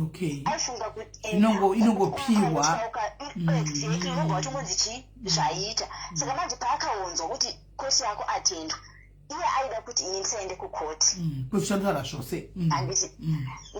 ini ndakarega kuenda kukoti iye anobva aenda and then osvika peace order yograndiwa. Ndobva ndati kuna tete mudzei kuti tonosangana kukoti kana peace order akaipiwa inini I don't mind handina basa nazvo but ndinoda kuti judgment ive ichange yabva kukoti noti yake iye. Ndobva adzokera zvekuvanyai vake vaya zvikanzi ndokumbiro mumufonere zvikanzi ndobva muti nyaya dzenyu dzava kutonetsa nekuti last time makaita sekuti muri kunzwisisa ndimi futi makazomhanya munosungisa chitauriranayi zvikanzi haatondidaviri chero ndikamuisira meseji haapinduri chikanzi ndokumbira mutaure naye chikanzi regai taure naye chatingakwanisa kutaura naye nechekuti akwanise kukudavirai handiti motaurana mopedzerana ndobva vandifonera ndikati ngaafone ndobva afona chikanzi ndazoona kuti zvandakaita zviri wrong plus kuti mashoko ako awakandiudza ari kundihaunda muupenyu hwangu kati mashoko api zvikanzi awakanditi zvoni pane zvese zvamakaita mwaradi akuropafadzei saka zviri kundihaunda muupenyu hwangu saka ndazoona kuti zviri nani titaurirane aya vakati aiwa ndokati aiwa kutaurana kuti hatichataurirani nekuti iwe ndowakaripota kesi kana uchida kuti koti isaitwe iorega kuenda kukoti ini ndichaenda kukoti nekuti inini mhosva yangu handiizivi saka ndikarega kuenda kukoti obvious peace order ndikagona kuzotumirwa warrant of arrest ndichinzi ndasungwa nekuti ndakadherera koti handina kuenda kukoti saka inini ndikuenda kukoti iwewe muripoti wenyaya ndoucharega kuenda kukoti kana usari kuti iite court case ndobva afonera murume watete wekumbumalanga zvikanzi ndakandichikumbira kuti chero zvese zvaanoda hangu ndonase kuti zviready ndoita asi asaendechi kukoti ndobva vandifonera zvikanzi iwe uri kufunga ndikati haini kukoti ndokwandiri kuenda nekuti ndikasaenda kukoti iye akaenda anohwina nyaya indosara ndiri kusaidi kwangu ende kuti ndizonoripoto yangu nyaya handizokwanisi kunoripota nyaya saka ariga ndiende kukoti sisinola was surprised ndakasvika kukoti pasina 5 minutes anga asvika apa ambotwa iyi nditori murodhi kuenda kuzimbabwe ndatori kubhodha kana chero achakaenda kukoti ani ndashingori oga indei ndisiko ndobva tasvika paya akazama kuda kuzamba kutaura neni ngationesane chichi ndikati aiwa onditi kwazvoni kwaiwo sara wakagara panze ini ndipinde mukoti hazviiti ndikati handosisingamboiti izvozvo ndobva tapinda akasvika akanzi unonzi moda kulanguage ipi koti tichaita neenglish munotenderana ingati pakatanga pabuda kuda ndisecretary of court anenge achishedza vanhu mazita handiti obva akubvunzai kuti unonzwa language ipi so that tigoziva language yekushandisa mukoti ndogona kuti aina hangu handina problem chero english tinogona kudi kushandisa iye ndobva abvunziwa akanzi zvoni ndinokwanisa english kanzi english zvikanzi ndobva anzi auraiti wrong zvikanzi home language zvikanzi ndonzwa zulu kana ndevere tapinda mukoti muya nyaya yakutanga kutaurwa akutadza akati first statement chairo akatotadza kupindura nejasuti ko ndopakazonzi nasecretary of court uyu munhu ndamubvunza kuti toshandisa language ipi mukoti akati english but I'm surprised kuti arikutotadza chero kutaura statement 1 zvaro reenglish ndopakanzi zvoni unoda interpreter zvikanzi zvikanzi interpreter unoda ndewechii zvikanzi tokutsvagira wendevere zino kana kuti ndevere yemuno handiti ndobva ati ndevere zino zvikanzi imbobudai ndobva tabuda ndobva pasama kutsvagwa interpreter akadii akashayikwa ndobva tazodzosva zvikanzi atashaya interpreter saka koti nyaya yenyu murifanira kudzoka musi wa14 November whether iwe uripo kana kuti haupo whether tashaya interpreter kana kuti tamuwana ndopatiri pachi final judgment tikati alright it's fine ndobva tabuda paya abva paya ndobva akuzama kufondera zvehama dzangu ndimutaure naye asadi chiri patinodzokera kukoti ngaarege kuenda kukoti ndikati munhu abvunziwa tiri mukoti abvunziwa kuti uri kuda here kuti nyaya ienderere mberi kana kuti akati ari kuda kuti nyaya ienderere mberi but kwamuri ine anga achikufonerai achiti izvoni musaende kukoti ngatichirega kuita court case saka paavhunziwa akati nyaya ngaienderere mberi angaida kuzama kuti chii saka ine handichadi zvotaura nani naye ndakabva ndamusendera picture rangu ndikamuti iye usanyonitora sekuti ndakapusa ndakanisa paview once tikati usanyonitora sekuti ndiri chituta wazvinzwa ndakatoenda kuchikoro zvese zvekukoti ndinotoziva mutemo kumaraiti angu ndinotomaziva usandipusisi saka shosha kuda yakabva yarohwa yakabva yarohwa nehana hama dzangu ndikazoti tinoda kumira koti usachitifonera usachitidii handiti ndobva musi wacho wekoti akatomboita madhesi akanyarara akati tete vangu vakatonditi manyariro emunhu uyu pane yaari kubika chete. Saka ivo vanhu vava kutya kuti maybe hausi safe usafambe woga because anogona kutsvagira kukutsvagira vanhu. Musi wacho wechi2 ndakatorohwa nesurprise ndichiwana shasha yatotsvaga lawyer. Yatori na lawyer mukoti rinoda kumumiririra. Zvikanzi ndopandakabvunziwa ndikanzi tiri kuona kuti uyu ana lawyer, iwe una lawyer, uri kuda here lawyer? Ndikati haina ndichida kuti handisi kuda lawyer, ndoda kuti nyaya yangu ingotongwa ipedzwe nhasi kana zviri possible. Handiti ndobva tabva zvemarecordings andanga ndinawo kana kuti chii shasha yanga isingazvizivi. Zvakatozobuda musi wacho uyoyo kuti takazowana interpreter, takazowana interpreter weshona. Ndobva abvunza zvikanzi munhu uyu akataura zvaakataura, akati akauya akandirova zvikanzi wakarohwa kanenge kangani, zvikanzi akandirova kanenge ka2. Akauya murengi akashauta vanhu akati arida kuzvizadza rengi yose, akauya kumba handisina mufaro, asiposa anga achindithreatina achidi. Ndobva abvunziwa zvikanzi majesi ndobva anyarara, ndobva andibvunziwa side rangu, ndobva ndamutsanangura side rangu zvikanzi iwe are you so sure kuti ndiye? Ndikati plus kuti akatoadmit zvikanzi akaadmita how? Ndikati ndine recording yandakamurekodha. Ndopa akabva zvikanzi budai ndanotora maaudios acho. Ndobva tasvika audio yakateregwa tikadzoka mukoti zvikanzi interpreter zvikanzi audio ndaitera ende zveshe akanyatsoadmita wakamugadzirira size zvakaisika ende ndozvakauraya ndozvakauraya mukadzi wake. Handiti ndobva handiti majesi ndopa akavhunza akaramba achimubvunza zvikanzi uchirida kuti koti nyaya iendere mberi? Zvikanzi hanya ngaendere mberi. Zvikanzi alright, tikasakupa peace order ndezvipi zvaurudi zvaunozva kuti zvinogona kuitika? Zvikanzi munhu wacho ari violent, akauya akandirova akadi. Zvikanzi alright, good. Akaenda kunofaila for peace order musi wa1. Handiti musi wa5 isakanetsana musi wa1 ndobva aenda musi wa5. Ndobva majestri vamubvunza zvikanzi wakarohwa kanenge kangani? Zvikanzi ka2.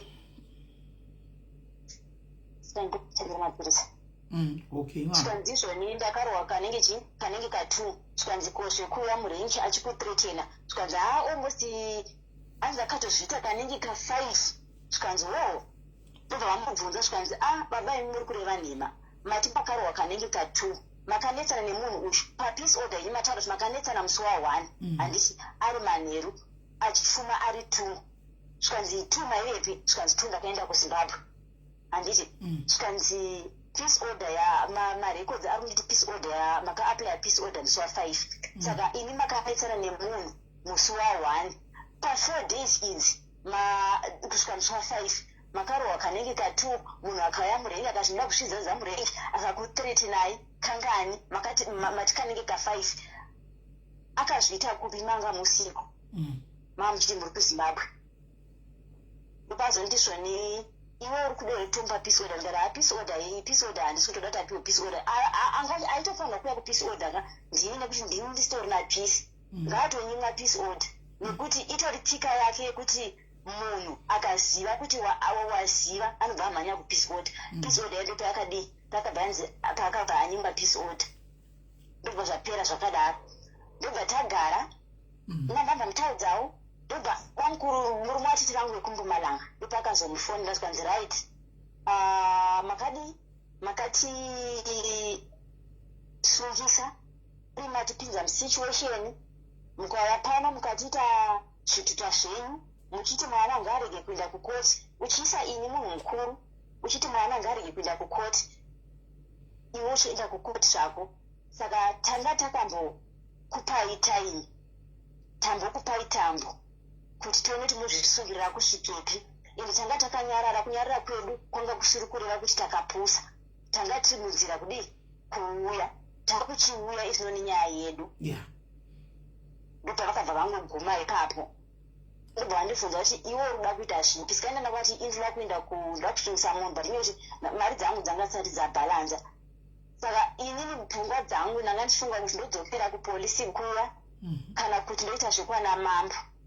And then kukoti kwacho kwana mambo suwa munhu nekuti akanzi kwai akanzi kwainonzi ichiye kubvuma mhosva ndinomusungirira admission of saka guilt. vakandichishoonekwa exactly hanzi ndinomusungirira saka kada kusuwa munhu unogona kusuwa munhu but since kuti titonge nyaya yako haisiyo nyaya yaripoterwa saka hatikwanisi kutonga nyaya yako kana da kuendesa nyaya yako mberi chiendesa mberi saka kubva ipapo hamwe ndanga ndakambonyarara bosi ndanga achimboda kuhila but siwe ndiri kutadza kuhila handiri kureva nhema. Yeah, you can't heal overnight because mensana mapurisa masodindini you can't heal overnight.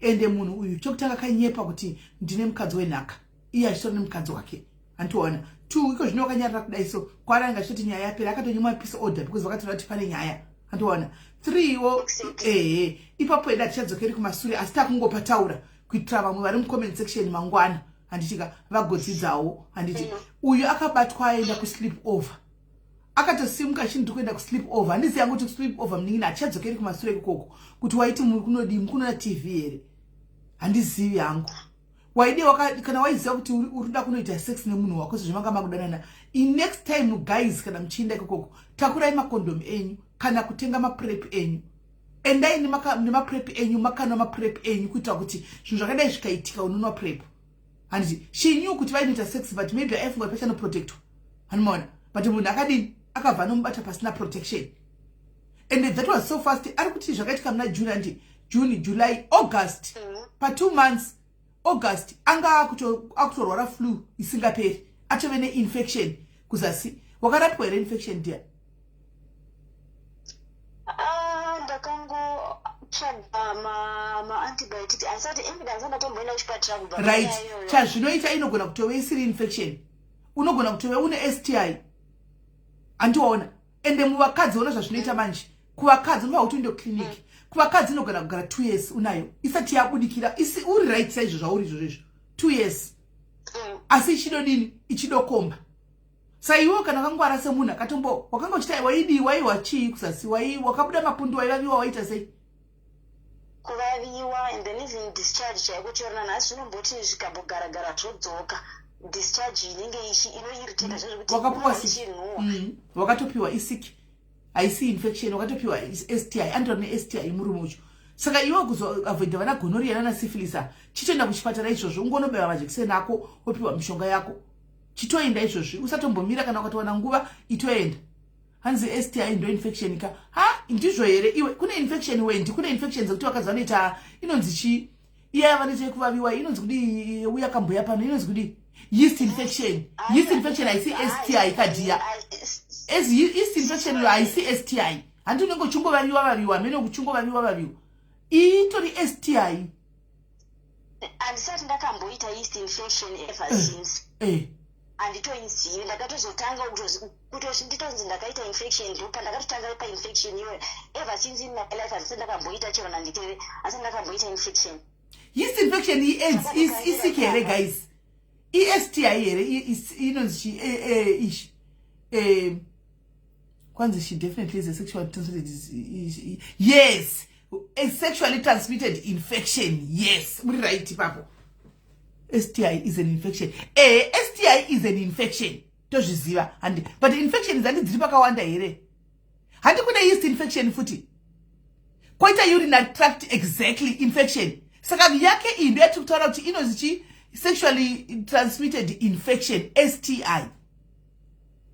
ndo siki yacho ka STI noti mukangoti infection dzakasiyana handimaona dzakasiyana infection saka yake iyo sexual transmitted infection ndeye pabonde pakuvatana pa STI andimazviona saka anofanwa kuti ainde kuchipatara because kuna mwana ungoita zvokuvaviwa vaya takamboita munhu akauya pana pane nyaya handimaona akatonoinda kuchipatara kwakanouya achiti kwaida piwa mhene zvakapiwa handimaona hanzi yeast infection is not STI ndo pandiri kuzama kugadzirisa ipapo STI handimaona STI yeast infection zvakatosiyana yeast infection vanhu vanopiwa majekiseni here guys iyi kana iri STI anotonopiwa injection Animaona.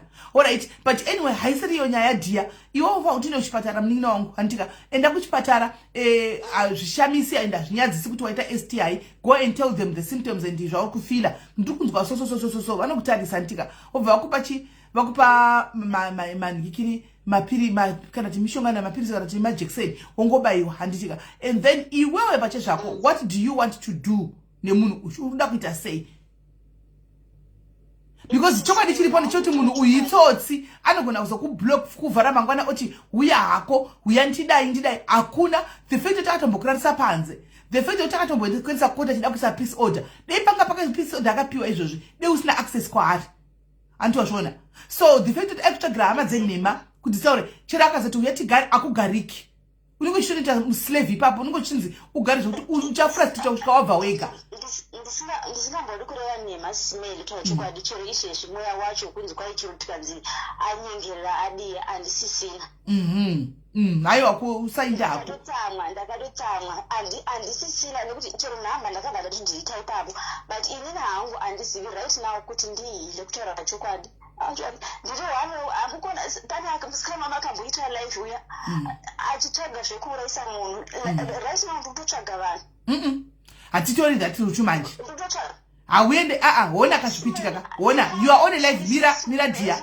Mira mningina wangu. You are on a live platform. Antika, you are on a public platform. We are live on a public platform, right? And then you are saying this wataura mira, wataura kunoshanda driver ushu. Anditi. Then mangwana titauri zvinhu zvakadaro. I want you to take back your words. Pongoitikawo incident yekuti umwe munhu matsotsi angu uya wabva amudhura. Kunotaka kunzi chi? Unotora mapurisa ukatofira yawasingazivi uchinzi wakataura public platform kuti ndoda kumuuraya ndikumutsvagira vanhu. Saka kune vanhu vaya vakamudhura. Izvo hazvinei newe pamwe kune umwe munhuwo atozviita, because obviously kumunhu wemabhazi driver hausi one idiya. Ipo panapa patiri vanapa titori almost 800 panapa. Panotori ne4-5 vanhu tori nechirwere pamwe vasati vaziva vakapiwa nemunhu iyeyi kana kuti vari kutoziva. Andiona. Saka you don't say izvozvo pachena dear. 2, pazviri right now, I think we need a name sha, so that we protect other ladies. Vane kumabhazi vari kuita umudhurirano wachiziva kuti ndo zvavari vari kuspreada. Imi vasikadzi vanoita zvemarana ini ndakambokuudzai ndikudzokoresa nhasi. Bhadharai zvinhu zvenyu zviende. Musadingirire zvinhu zvenyu kuti muchinyengwa nevanhu ava kuti muinde mahara. Zvinhu zviende mahara. Bhazi harisi rake. Bhadharai, work out your budgets, muindise zvinhu zvenyu bhadharai. Vanhu ava vane siki dzisingaperi. Vane kumabhazi ava vane siki dzisingaperi. Akangobatiwa neka wakavata nekangani mningina wangu munhu uyu from June until August. Saka wo makadzinge makukonti yenyu muchingorara mese asingasaitistira kudine kondomiroro. Wona kuti akurumidza. Saka zvinoreva kuti uyu munhu uyu haasi kumwa mapirizi kauri, because dei aimwa mapirizi ake haikupa chigwere. Ndozvandakatoona even sisi vacho vaimbonsisi ndozvavakatoona tikanzi kurati munhu haasi kutora medication yake zviri right. Anga achitora medication yake zviri right ka wanga usingambopindi, wanga usingambobatiri wanga usingafanga kubatsira. Saka nyaya yekuti haasi kutora medication akutozadza munhu uyu achiziva. Zvaizvozvi guys, I think handizivi kuti munowirirana nere. Toda kuziva munhu uyu guys, because as it is right now vakadzi vakawanda vari parisk. Hanimaona vari parisk yekuti vachanowira mumaoko memunhu uyu. Hanimaona vasingazivi kuti ndo zviripo. Tine mwana munin'ina wedu unoyu. Hanimaona tine munin'ina wedu panapa right now atopiwa chirwere mwana mudiki 33 hantika pa 3 months dzakadana nemunhu uyu akabva tota flu isingaperi yakazozopera atozopiwa. Uri kumwa mapirizi ako ere dear? No, you have to go dear. Unoda funga kuti uite counseling. You need to go under counseling dear, so that you accept antiona kuti ndo zvatovepo. You have to change your lifestyle now. Antiona unofanirwa kuisa kucounseling chakupa munhu anokucancela free achikucancela masessions amuchaita, so that you accept, because right now zvichiri kunetsa uchiri mudinayo zvinoita kugamuchira anditika. Then from there anditi wozvitorera mishonga yako zvakanaka, unongorarama makore awagara uchifunga kungorarama. Kana uchifunga kungorarama 90 years dzako unongodzirarama. HIV is not the end of life. Uri kunzwa dia? HIV is not. Dewa uya pano kati ndakapiwa cancer nemunhu ndobada isha kuti kupindura kuti kudii, nokuti teketa kutoti chindanonzana ndotati wasara nenguva yakareba zvakadini. HIV if ndoda kuedza kuza chokwadi chakakwana antika chokwadi chizere. majority yevanhu vari kurarama neHIV kunzoko. It's just that kuti avabudi pachena and avazvitauri. Bravo and kudos to you. Wabuda pachena ukataura, and that is the first step yaufanga kuti yawatora iyoyo kuti into healing. Tasana choti uchi accepta kuti ndo zvatovepo. You can't change it. Ndo zvatovepo. And I want you to look at yourself in the mirror. Antika ovo wafunga ndikati ndianiko rega ndikupe mazita ema prominent people who are living with HIV vakasimba ndoda kuti ndianiko ndingataura nezvake. Guys, ndivapi vanhu vari kuSouth Africa vamunoziva ma celebrities ndeapi? Ma celebrities atinga vakawandisa wamungaziva tingataura nezvake ndiani, right? Unoziva nonzi Griselda, maybe unogona kusamuziva. Griselda unogona kusamuziva. Unogona kusamuziva. Guys, ndipeva veko SA vamunoziva masingikiri kwanzi wola wonbise aiwa achiso right wona dia ndoda kupa vaunoziva handitika Mainandi Olinda vakauya vakaburitsigwa pachena vasina kunge vakaprepare handitika. Is she not living a life to the fullest? Hausi kuona chirama life yao? Hausi kuona Olinda achi slayer life yake is going normal life, normal, just a normal life. Ndikupa ma example yevanhu vakabuda vachitaura vega handitika kuti ndizo tina maititi vakabuda pachina kakudza kuti nini ndiri HIV positive. Maititi avararami life yavo zviri normal. Takamboona one day uchinzi maititi vaenda kuchipatara vakadhimitwa. Takamboona one day uchinzi Olinda akaenda kuchipatara akadhimitwa. Are they not doing zvikuitwa day to day lives zvikuitwa nevanhu every day? Avasi kurarama here. Changochinja ndechongochete difference ipo ndengochetete vane timetable yanomwa mapirisi chete ndo difference iripo kuti pane nguva yavanodi yavanomwa mapirisi avo, but lifestyle varitorarama zvakanaka chaizvo zvakangofanana nezvemunhu wese. Vakabuda vakataura pachena pajekerere kuti isu tinozvimwira mapirisi edu, this is how we are living. Tatelicious unozozviona aitomwa mapirisi ake palive vanhu vachiona. Munin'ina wangu, I want you to accept kuti ndo zvatovepo. Uchaenda kune ma-professional counseling handika ma-counselors vokucancela, but right now tiri kungotaura andiona, tiri kungotaura kuti unyatsa kufunga usanyanya kubatikana kuti ndiwe wegara till the end of the life. Ndozama kukupa hope yekuti unyatsa kuona kuti you still live your 90 years, you still live your 100 years. Andiri kuzwa saka usanya I know it's okay for you to feel the way that you are feeling, because wanga usiri kuzvitarisira, wanga usina zvakakurova unexpectedly antoona, but chingo chitongoningira chitongo chichi hauna chaunochinja lifestyle yako shamwari. Unongorama chingodya zvaunoda, uchingorama zvaunoda, uchingozvindira kubasa kwako, uchingofamba just like that. Handiti ndofunga maiti chipo vakatanga kutaura kwai Freeman, imi vede zvinhu zvamunotaura izvi makazviwanepi? Freeman akambobuda chikuudza izvi vasikana musadaro imi. Vakabuda achitaura zvinhu zvokuti ndine HIV mwana ari mudiki vana vavapedza chikoro cha. And then look at how beautiful and how fit she is, how beautiful she is, she looks. Look at Olinda,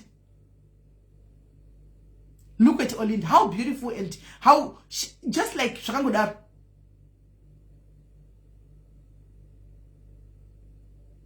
It's not the end of the world. You know what? Yes, but it's not the end of the world.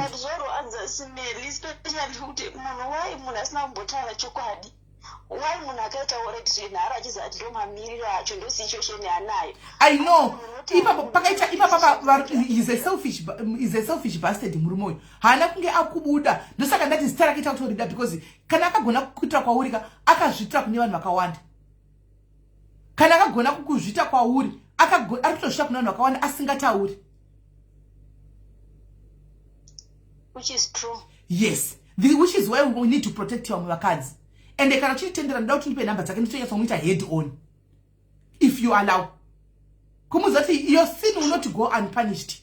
You know what it, and if you don't do things right, and even chachete chiri right, apana chate this HIV away. Chira kupa me $2 million US nas. It won't take the HIV. Andiwachona. It won't. Chera kakudini chakuroora wacho nhasi. It won't change zviripo. That's true. Because by protecting his name, tukuita kuti vakadzi vakawanda vanowira vachinowira munhu ngekiri munhu yeyu. I think right now we need a name. Protect, I don't think that and this will not protect. I want to know see what it like in the kind. I want to kind of report issue. Let's say good Bible boss. But not it and then to report. She know it away. Ndisingazivi kuti mutemo kuZimbabwe right now vari kuzvita sei. Handisi kuziva ipapo. Handizivi nani guys kuziva but handizivi sezvo une evidence yerecording. Maybe vanogona mutemo kuZimbabwe naidzi guys munhu akarekodha vari kuzvitora serious here izvi. Ane mwana wanaye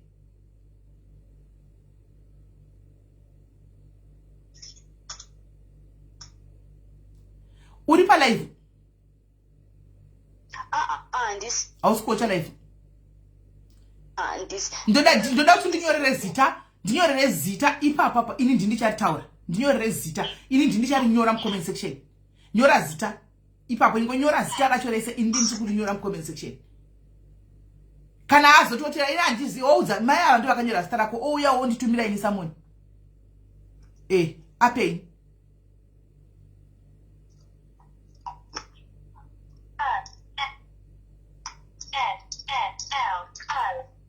kuzimu kunonesa because kunoshanda mari guys. Zimu kunoshanda mari.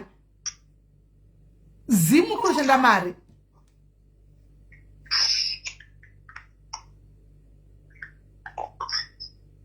Right. Standard one ndakurinyora apa. Restart. Screenshot. Restart. Screen off.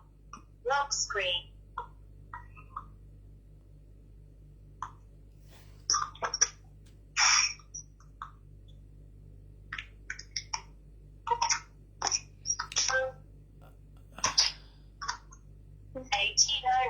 Mariona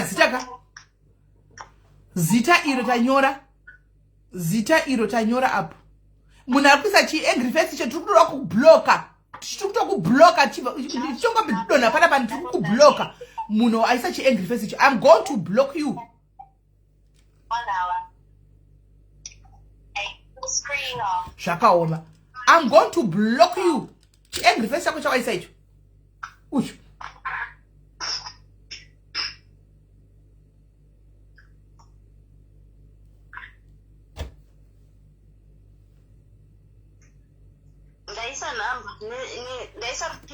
Right. Yes. Number dziri kupi ndimufonere. Number dziri kupi. He has to know now kuti it's now public knowledge. Takuzviziva. And then he comes after you, who come after him. It's a number.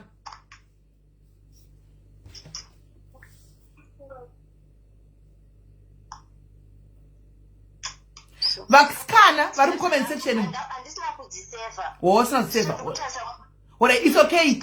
Ndikuda kuti chipedza pana pandoda kupa kuna counselor nditi counselor will walk through newe antika and then to report now antika we have to report this to a different police station antika ku Zimbabwe ikoko. Ndisingazive kuti you report to a different police station antika then the different police station vachamufonera because you can't report ku Gokwe ndoko anova so you don't know what is going to happen. Oh, hanzi angry face kuboyekana na Chris Payne. All right. And what we need to find kuno reporter kumwe because Gokwe ndoko anogara. Simeli muzati pane mukadzi ari kunzi kwai anga akaroora anga ari nesi baba ivava. Mukadzi akunzi kwai akangooneka. Saka it might be that reason also. Right. Vakadzi vakawanda, vasikana vakawanda munhu uyu murudanana naye vari kuJoburg vanoita zvemanya zvemarana. Murudanana nemunhu uyu murume uyu anoti munhu is good looking. Hanimona mukudanana nemunhu uyu. Chibva imaziva izvozvi. Ibva imaziva akuru manzeve ndewako. Antika zvatobuda pachina kudai kuti neniwo muzive information. Kana wanga usati wachinontesta. If you didn't know, kana tidanana nemunhu uyu muripo havashaikwi follow up vadanana nemunhu uyu. Ibva imaenda kunotesta. Mwana wedu uyu asangana nazvo zvinhu izvi nemunhu uyu Chris Payne uyu. Ibva imatobuda muindi, right? iwo munhu uyu akakubloka. Akandibloka. Wow. All right. Saka izvo zvatizi kuti ari kupa ndi? Mbirai ndimbotarisa mugurupu tuone. Achinge anosvika kuno mangwana. Saka ari kuzima. Kuzima nenge asina data. Yeah, because ye number yake SAU haisi kupinda.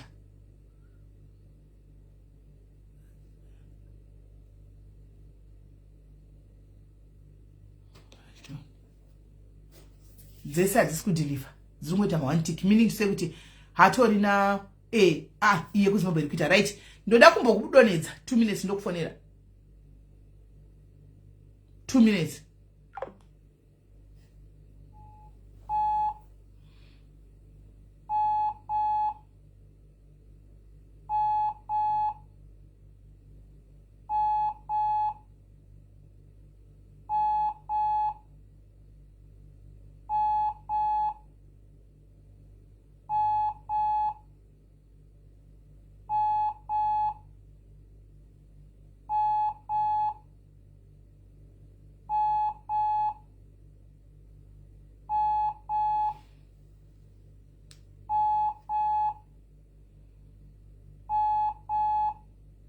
Iri kuringa. It's ringing. Karanga satoudzwa. Apa tichangobva kutaura izvozvo.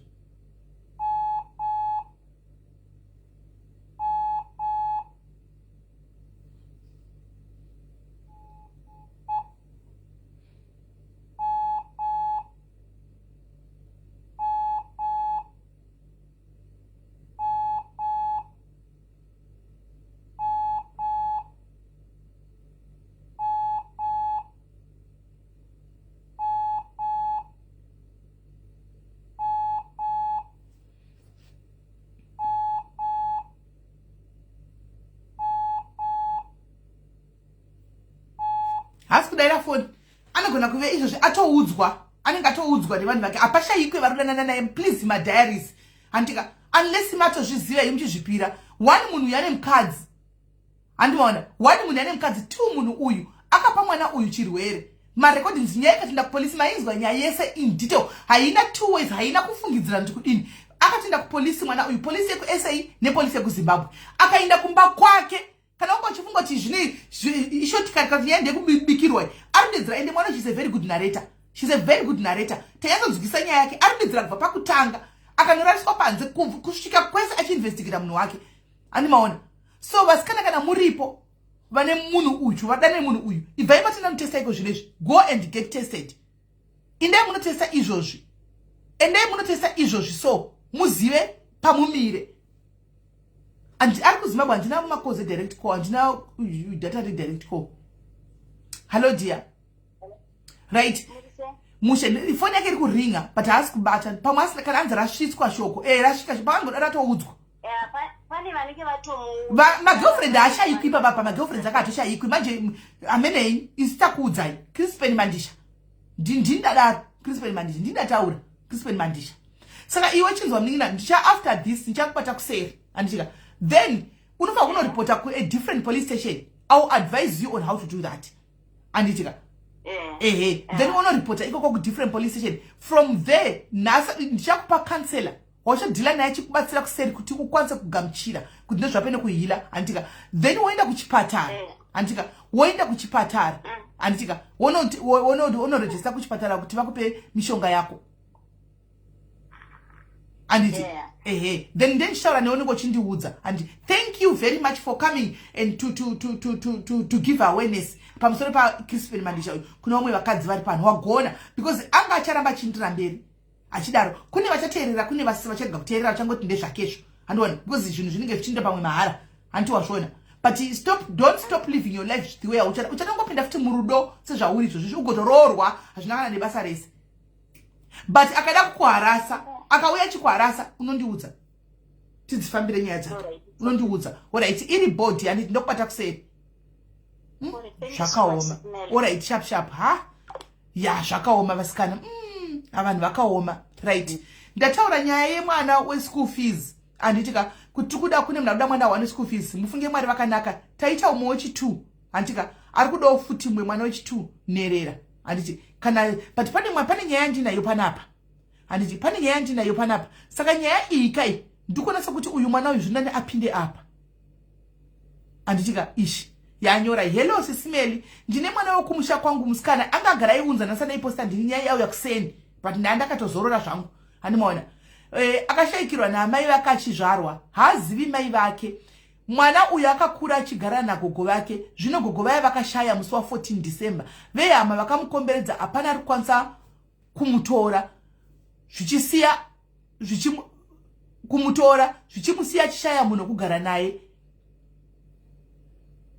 kuti aende form 1 kunze kuti achitsvaga basa asi shungu dzemwana uyu kudawo kuenda kuchikoro pagrade 7 akabuda ne26 units ari kutsvagawo vangada kugara naye achibatsira basa achienda kuchikoro mwana uyu musikana nemakore 13 years ekuberekwa kana paine munhu ari kuda 13 years ari kuda munhu kuti agare naye handika mwana achienda kuchikoro mwana ane 13 years handimona mwana achienda kuchikoro achingogarawo semwana chimuchengetawo achingobatsirawo basa pamba papo please paita mwana panapa ari kunzi akashayikirwa namai ari mudiki anga achigara nambuya vakashayika saka vehama vari kurasirana kokuti achigara mwana uyu haachina akutonzi ngaenda nti house girl apafa kuti achienda form 1 saka iye arikuda kuenda kuchikoro saka naaripo please mondibata handika paita vanhu 26 units akafoira zvisingaiti paita vanhu 2 vari kuda vana vokuindisa kuchikoro handi zvikoro kwete kuzoti nechibhiri chako chechikoro mwana anenge achidzidza kunonzi kulomagundi government school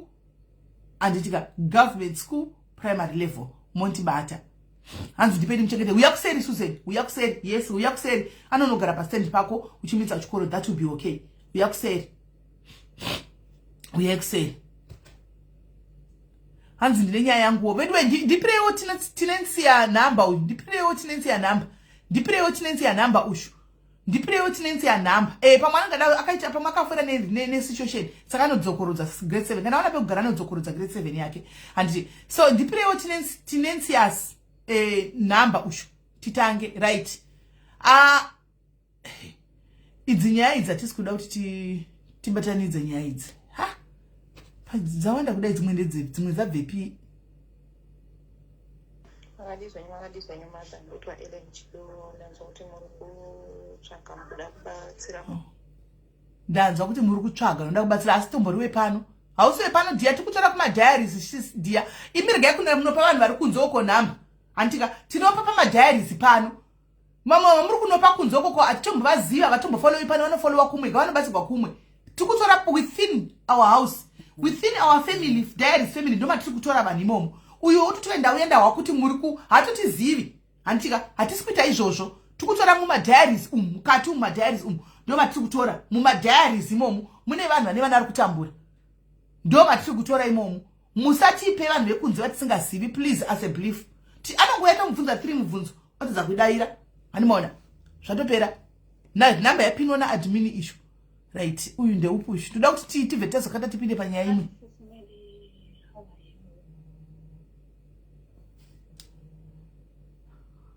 hallo dia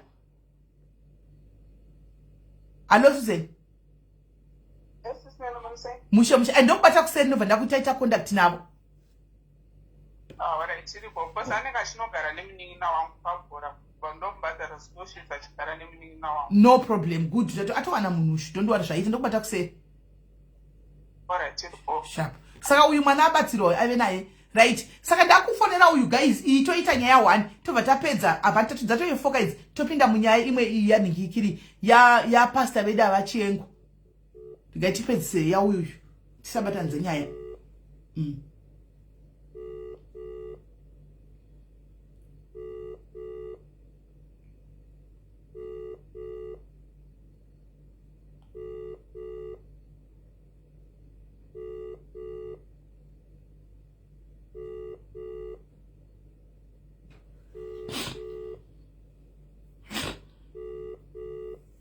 Now interview them atikupa unokunza izo madiaries charity begins at home tine vanhu vakawanda sirika pa vane vana vatoza kuenda kuchikoro tichanonga pano we take here we are not taking kunze we are taking here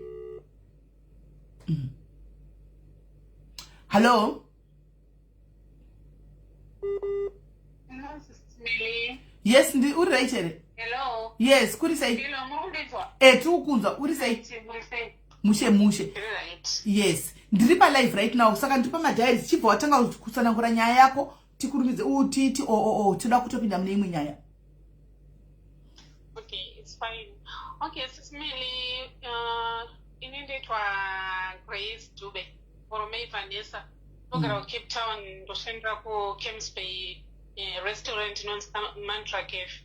So pane mumwe wedu muZimbabwe anonzi Leslie Mpofu. Is a waiter.